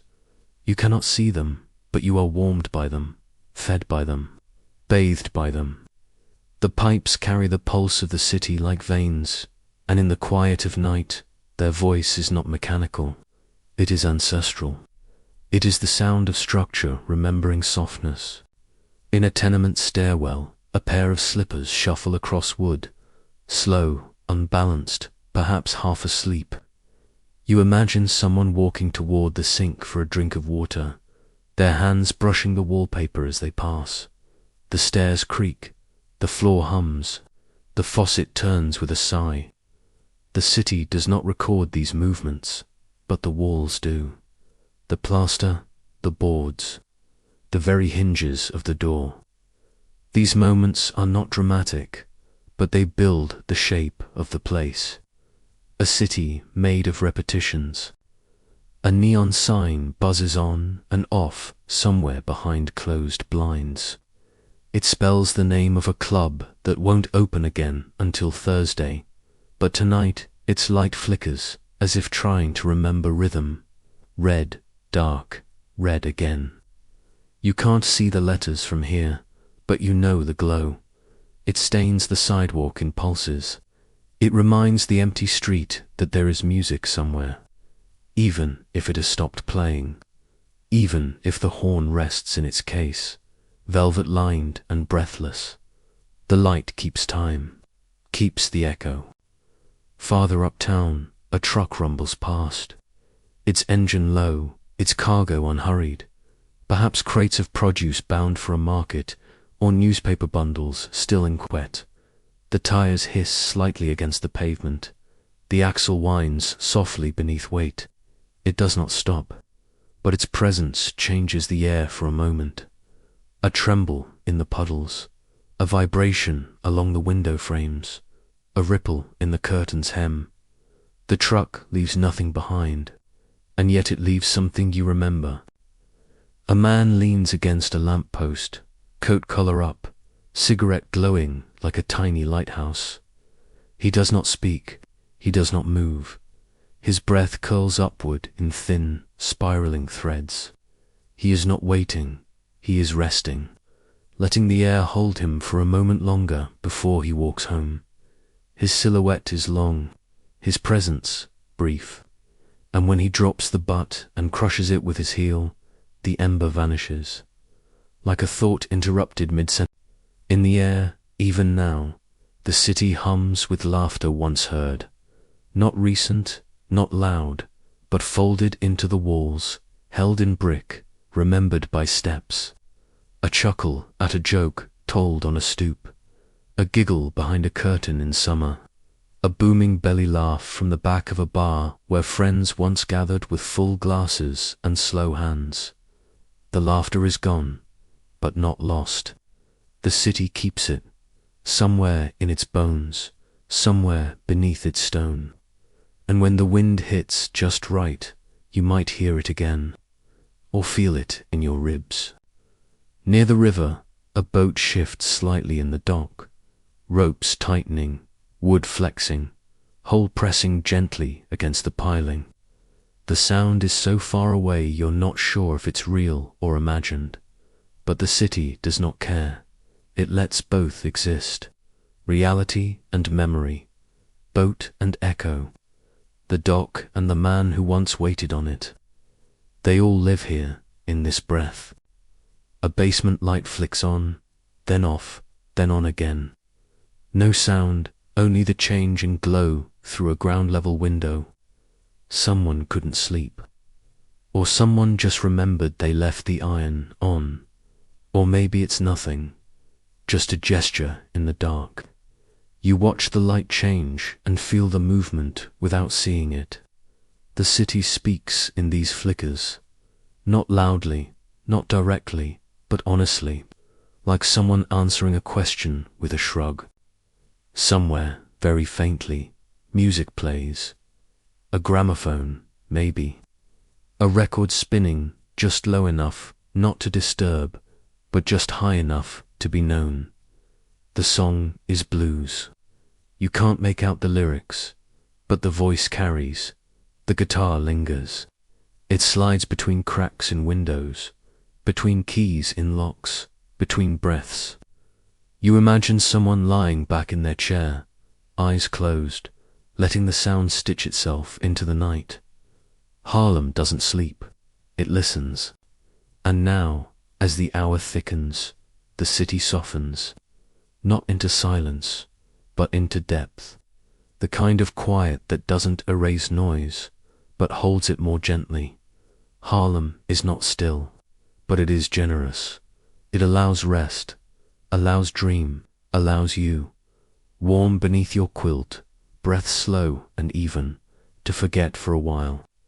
Not everything, just enough. The city will keep the rest. The past does not knock in this apartment. It does not rattle windows or creak doors open in the middle of the night. It lives here quietly, folded into the corners like well-worn linens, tucked between layers of paint, resting beneath floorboards that have carried generations of footsteps. The past is not distant. It is not behind. It is here, breathing gently beneath the weight of the present, invisible but never absent. It rises not in moments of drama, but in silence, the kind that wraps around you when the night is too deep to name. In this room, memory is not something you summon, it's something you sit beside. There is a small crack in the molding above the window, not large, not alarming, just a soft fracture in the wood where paint has settled unevenly across time. You've seen it before, maybe even forgotten it, but now, in this hour, it looks different. It resembles a branch, or a thread, or the outline of a name you don't quite remember. You imagine the hands that installed that molding, the ladder that stood briefly beneath it, the hammer laid down beside a jar of nails. Maybe a child watched from the doorway, maybe someone hummed while they worked. That crack is not a flaw. It is the breath left behind by a moment you never saw. The wallpaper, faded and peeling slightly near the baseboards, carries not just the scent of dust and glue, but the weight of years that were lived against it. Palms rested here, shoulders leaned, heads tilted while shoes were tied or tears were quietly wiped away. These walls have seen hands clap in joy and fists ball up in silence. They've known music drifting from a phonograph and arguments whispered through clenched jaws. The past does not linger here like a ghost. It remains like a friend who never moved out, not watching, but keeping company. On the inside of the bedroom doorframe, just near the hinge. A series of pencil lines marks heights once measured, tiny notches drawn in uneven intervals, some with dates written beside them in cramped, looping cursive. You almost missed them, but there they are. Testimonies in graphite. The evidence of growing bodies and proud caretakers.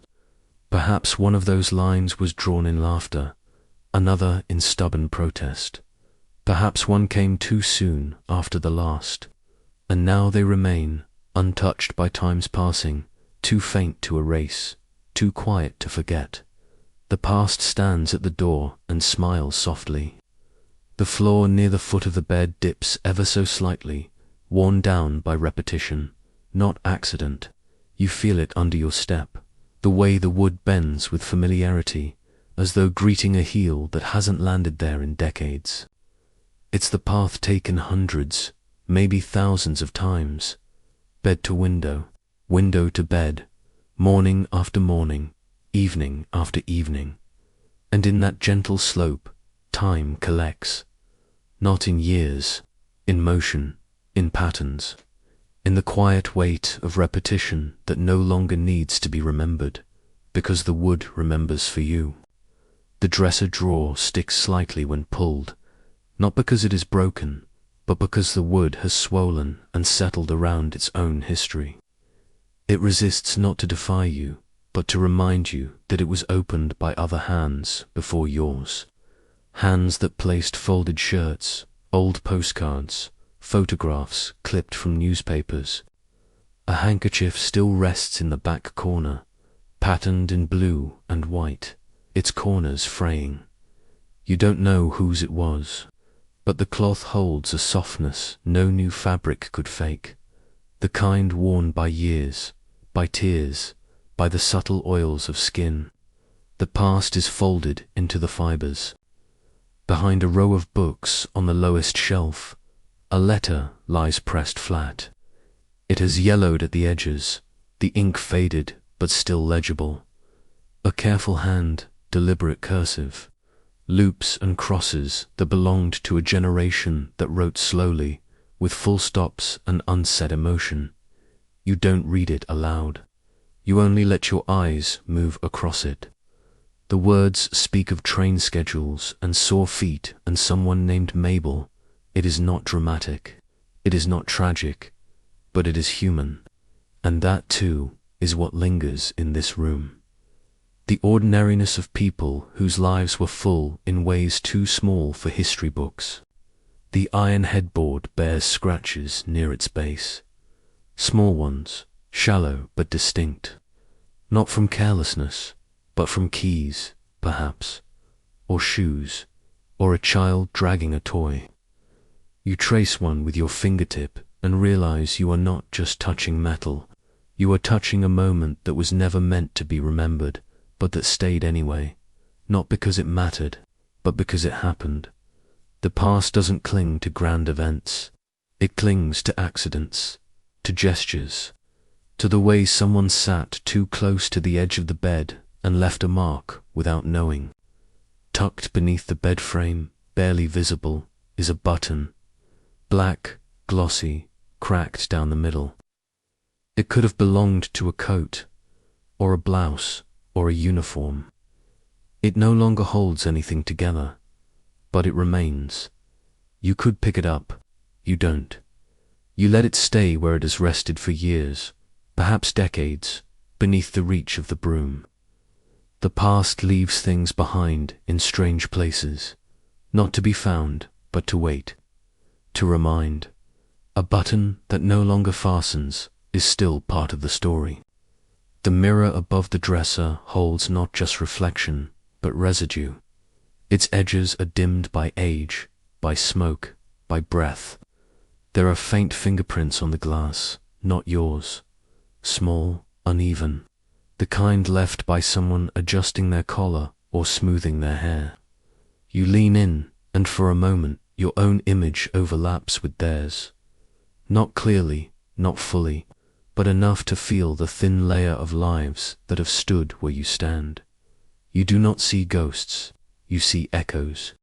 A nail in the wall, long, empty, crooked, once held something, a calendar, perhaps, a photograph, a cross, you don't know, but the square patch of wall around it is slightly lighter, preserved by absence. That shape, that absence, is its own presence now. A space protected by what once was. You run your hand near it, and the air seems different, not colder, just quieter, as if that patch of wall still listens for the weight that used to hang there. In the kitchen drawer, there is a measuring spoon worn smooth from decades of use. The numbers are gone. The handle has bent slightly, but it remains with the others. Newer, shinier, less trusted. This one was reached for without thinking. It knew what half a teaspoon felt like.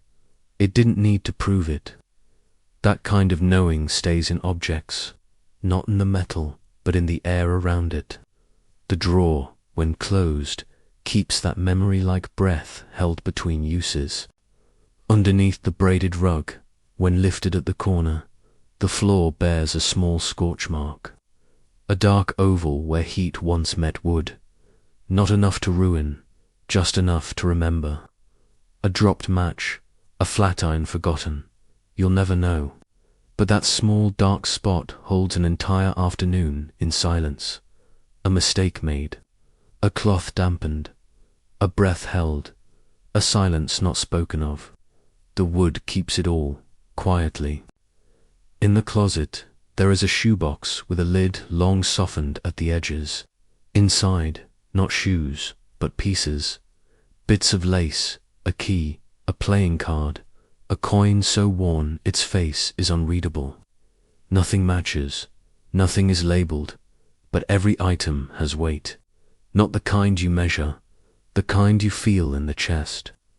These were someone's anchors, their reminders, their pockets of time held shut in cardboard in memory. You close the lid gently. It is not yours to open again. The curtain rod in the living room is bent slightly at the left end, the kind of bend that doesn't show until the fabric is pulled just so. You imagine someone grabbing it too fast, during a storm, or in fear, or in anger, or maybe it's always been that way. But the asymmetry is part of the room now, not something broken, something lived in, something that tilts just enough to say, a hand was here, a decision was made. One of the tiles behind the sink is different, slightly darker, the glaze a bit duller, a replacement, perhaps, installed after the original cracked or fell, a patch, a solution. You run your fingers across it and feel the difference, subtle but certain. Someone once stood here, knee on the counter, level in hand, making it right, or right enough. That repair is the past, too, not the damage, but the care that followed it. In the back of the cupboard sits a jar with no label, dusty, half full of something dry and fine, maybe flour, maybe talcum. The lid is slightly rusted. It hasn't been touched in years, but it was once placed there with purpose, with need. That intention lingers, long after the memory of what it held has faded. You don't open it, you leave it in its place, not out of fear, out of reverence. On the underside of the hallway arch, someone has etched a small heart into the wood. No initials, no date, just the shape. It's almost invisible unless the light hits just right. But when it does, the curve of it glows briefly like a whisper. A private joy, carved quietly, left without the need to be seen. It may have been done decades ago, or last year, but it's not trying to be known. It's trying to stay. And finally, the silence itself, that steady, breathing hush that fills the apartment even now, carries within it the layering of all these things, not as stories, but as atmosphere. The past here is not an exhibit. It is a presence, quiet, yes, but not passive. It watches gently. It holds without clutching. It teaches without interrupting. And in the dark, as you lie still beneath the quilt, you feel its hand resting just behind the wall, holding everything that once was and still is. You may think you are only passing through, that your presence in this apartment is temporary, that you entered as a visitor and will leave unchanged. But the apartment knows otherwise. It has already memorized the rhythm of your breath, the weight of your footsteps, the way your hand brushed against the doorframe when you passed into the bedroom. The walls do not record these things out of obligation. They remember out of affection, out of the quiet attention that only a space well lived and well witnessed can offer. The apartment does not need time to know you. It only needs silence. The chair where you paused near the window now leans just slightly differently, as though your weight left a whisper in its wood. The cushion still holds a small depression, shaped not by pressure but by presence, not force but nearness, and the room has already begun to fold that into itself, like a page turned and kept warm between the covers of a long story. The apartment does not cling, but it keeps. It keeps traces of hands on banisters, the echo of stillness in the hallway, the memory of someone standing still and simply listening. You didn't say a word, but it heard you. The dust on the table has shifted. Only slightly, only barely, but it has shifted. Enough to catch light differently now.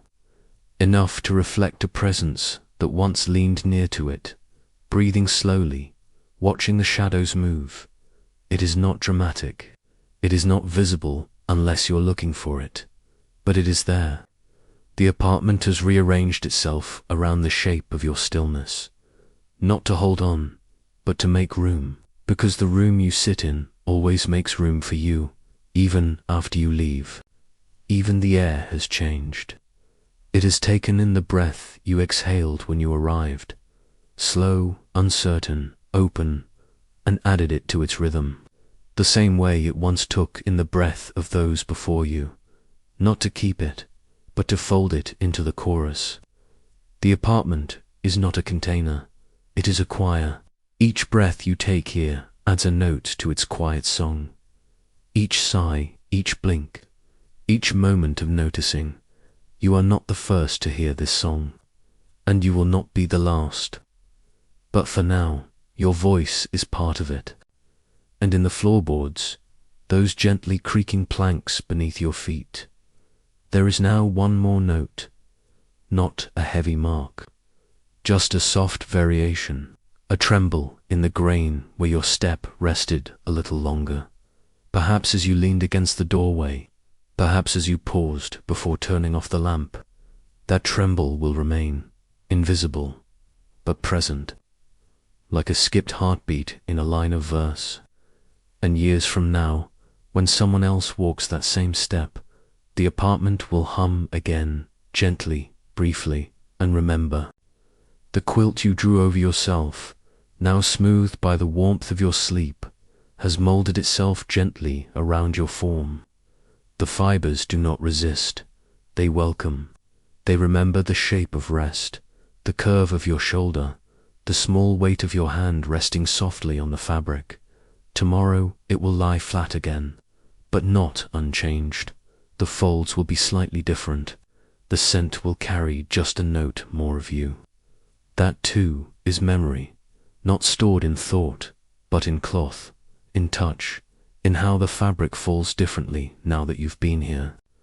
The curtain you barely noticed earlier now hangs a little more loosely, its hem brushing the floor just slightly out of alignment. Was it the wind, or the way you opened the window by an inch more than the last? The curtain will not say, but it carries the proof.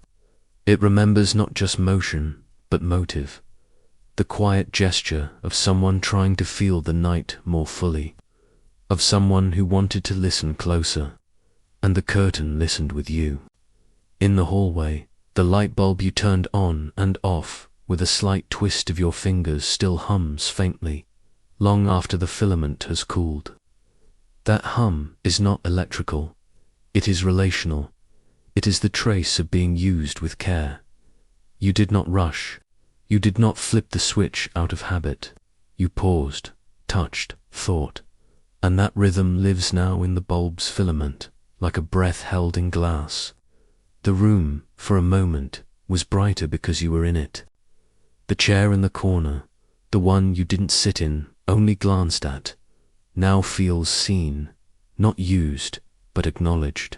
Sometimes that is enough. The apartment doesn't demand interaction. It receives attention. That chair, with its softened cushion and curved back, has waited through nights of conversation and silence, of presence and vacancy. Tonight it held nothing, and yet it held you, in the way an object can hold gaze, and that gaze will stay with it longer than you'll remember having offered it. On the kitchen table, the bowl of fruit is exactly as it was, the apple still bruised, the lemon still soft, but the light that touches it now has passed through your noticing. The bowl has been seen again, and so it glows differently. The apartment doesn't ask to be appreciated, but when it is, something changes, not dramatically, not visibly, but truly. And tomorrow, that fruit will feel just a little more alive, simply because it was witnessed. The floor remembers your steps, but more than that, it remembers your hesitations.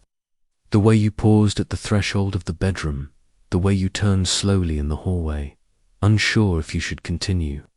Those pauses are the punctuation marks of presence, and now the grain of the wood, long silent beneath so many hurried feet, carries the memory of someone who moved gently, who moved with care. It honors that. In the bathroom mirror, your reflection once shimmered briefly, not out of vanity, but out of alignment.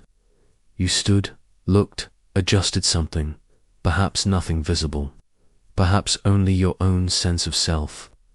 And now the glass, though silent and unchanged, has held that moment. Not your image, your stillness, the way you didn't rush past, the way you waited for your own breath to return. That, too, stays. The kitchen window, opened slightly, still carries a trace of your scent, of your skin, of the night air that passed around you. The breeze that entered when you leaned close did not replace you. It layered you in. You are now part of the air that others will breathe, part of the temperature of this space. The window doesn't remember your name, but it remembers the shape of your quiet.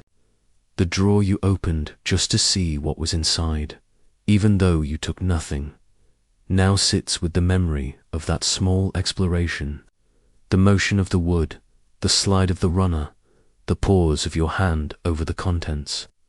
The apartment saw that gesture not as intrusion, but as curiosity, and it offered what it could, quietly, a moment of meeting.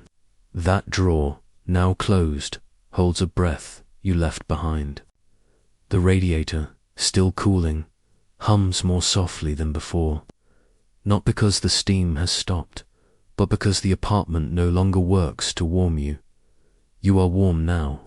You brought your own heat, your own softness. The radiator feels your absence like a hand that's let go of another, not with grief, with gratitude. You made use of the warmth it offered, and in return it rests more gently tonight. In the shadows above the closet door, where the wall curves into ceiling, the apartment holds your silence, the one you never broke, the one that stretched between your thoughts as you moved from room to room. That silence had weight, shape, texture. It folded itself into the corners like smoke, and now, even after your steps have stilled, it remains there, not empty, but full of everything you did not need to say. The dust that rests atop the bookshelf, the thin film you almost wiped away with a fingertip, but didn't, it too now carries you. Not in fingerprints, but in proximity, in nearness. The way you looked closely at the spine of a book and then left it in peace. The dust is undisturbed, yes, but it is different. It has been seen, it has been spared. That mercy is a form of memory. In the folds of the quilt, a strand of hair remains, barely visible, caught between the seams. You didn't notice it fall. You won't take it with you, but the apartment will keep it, not as a relic, as a thread, a strand of presence that will stay long after your footsteps have faded from the hall. It will not be found, but it will remain. The apartment is not changed completely. It does not become something new because you are here, but it is not untouched. It is subtly rewritten, like a poem that adds one new word at the end of a line. Like a photograph that catches just one more flicker of light, you have added to it, not with noise, but with noticing, not with action, but with attention. And when you finally go, when your weight leaves the bed, your breath fades from the air, your warmth lifts from the chair, the apartment will not mourn, it will hold, it will remember, quietly, patiently, the way only an old place knows how to do. And the next time someone steps through that door, it will greet them with you, woven silently into its air. And now the apartment begins to soften around you, not vanish, not end, just soften, like candlelight thinning at the edges, like breath slipping into sleep. The quiet that once greeted you now returns, fuller somehow, deeper. It no longer holds the question of arrival. It holds the memory of presence, yours. The chair remembers your pause. The floor remembers your weight. The night remembers your listening. You have not disturbed the silence. You have shaped it with stillness, with breath, with the attention of someone who knows how to stay. This apartment, its curtain, its radiator, its walls steeped in warmth and wear, will go on exactly as it always has, but not quite the same, because you were here, because you noticed. And as you leave, or as you drift, or as you begin to fade into rest, know that nothing has closed behind you. The window remains slightly ajar. The spoon still rests on the counter. The air still carries the sound of a trumpet from far down the avenue. Nothing ends here. Everything waits, not impatiently, but faithfully, ready to begin again the next time someone listens. So wherever you go now, whether into dream or into the softness of morning light, take this quiet with you. Let it warm your chest like tea, settle behind your eyes like dusk. Let the memory of the apartment, the city, the stillness follow you. Not loudly, just close enough to remind you, you were here, you were part of this. And if you ever return, tonight, tomorrow, or years from now, the apartment will remember, the curtain will stir, the floor will breathe, and somewhere in the deep quiet, your place will unfold itself again, like a chair already turned slightly toward you. Until then, rest well. You are home.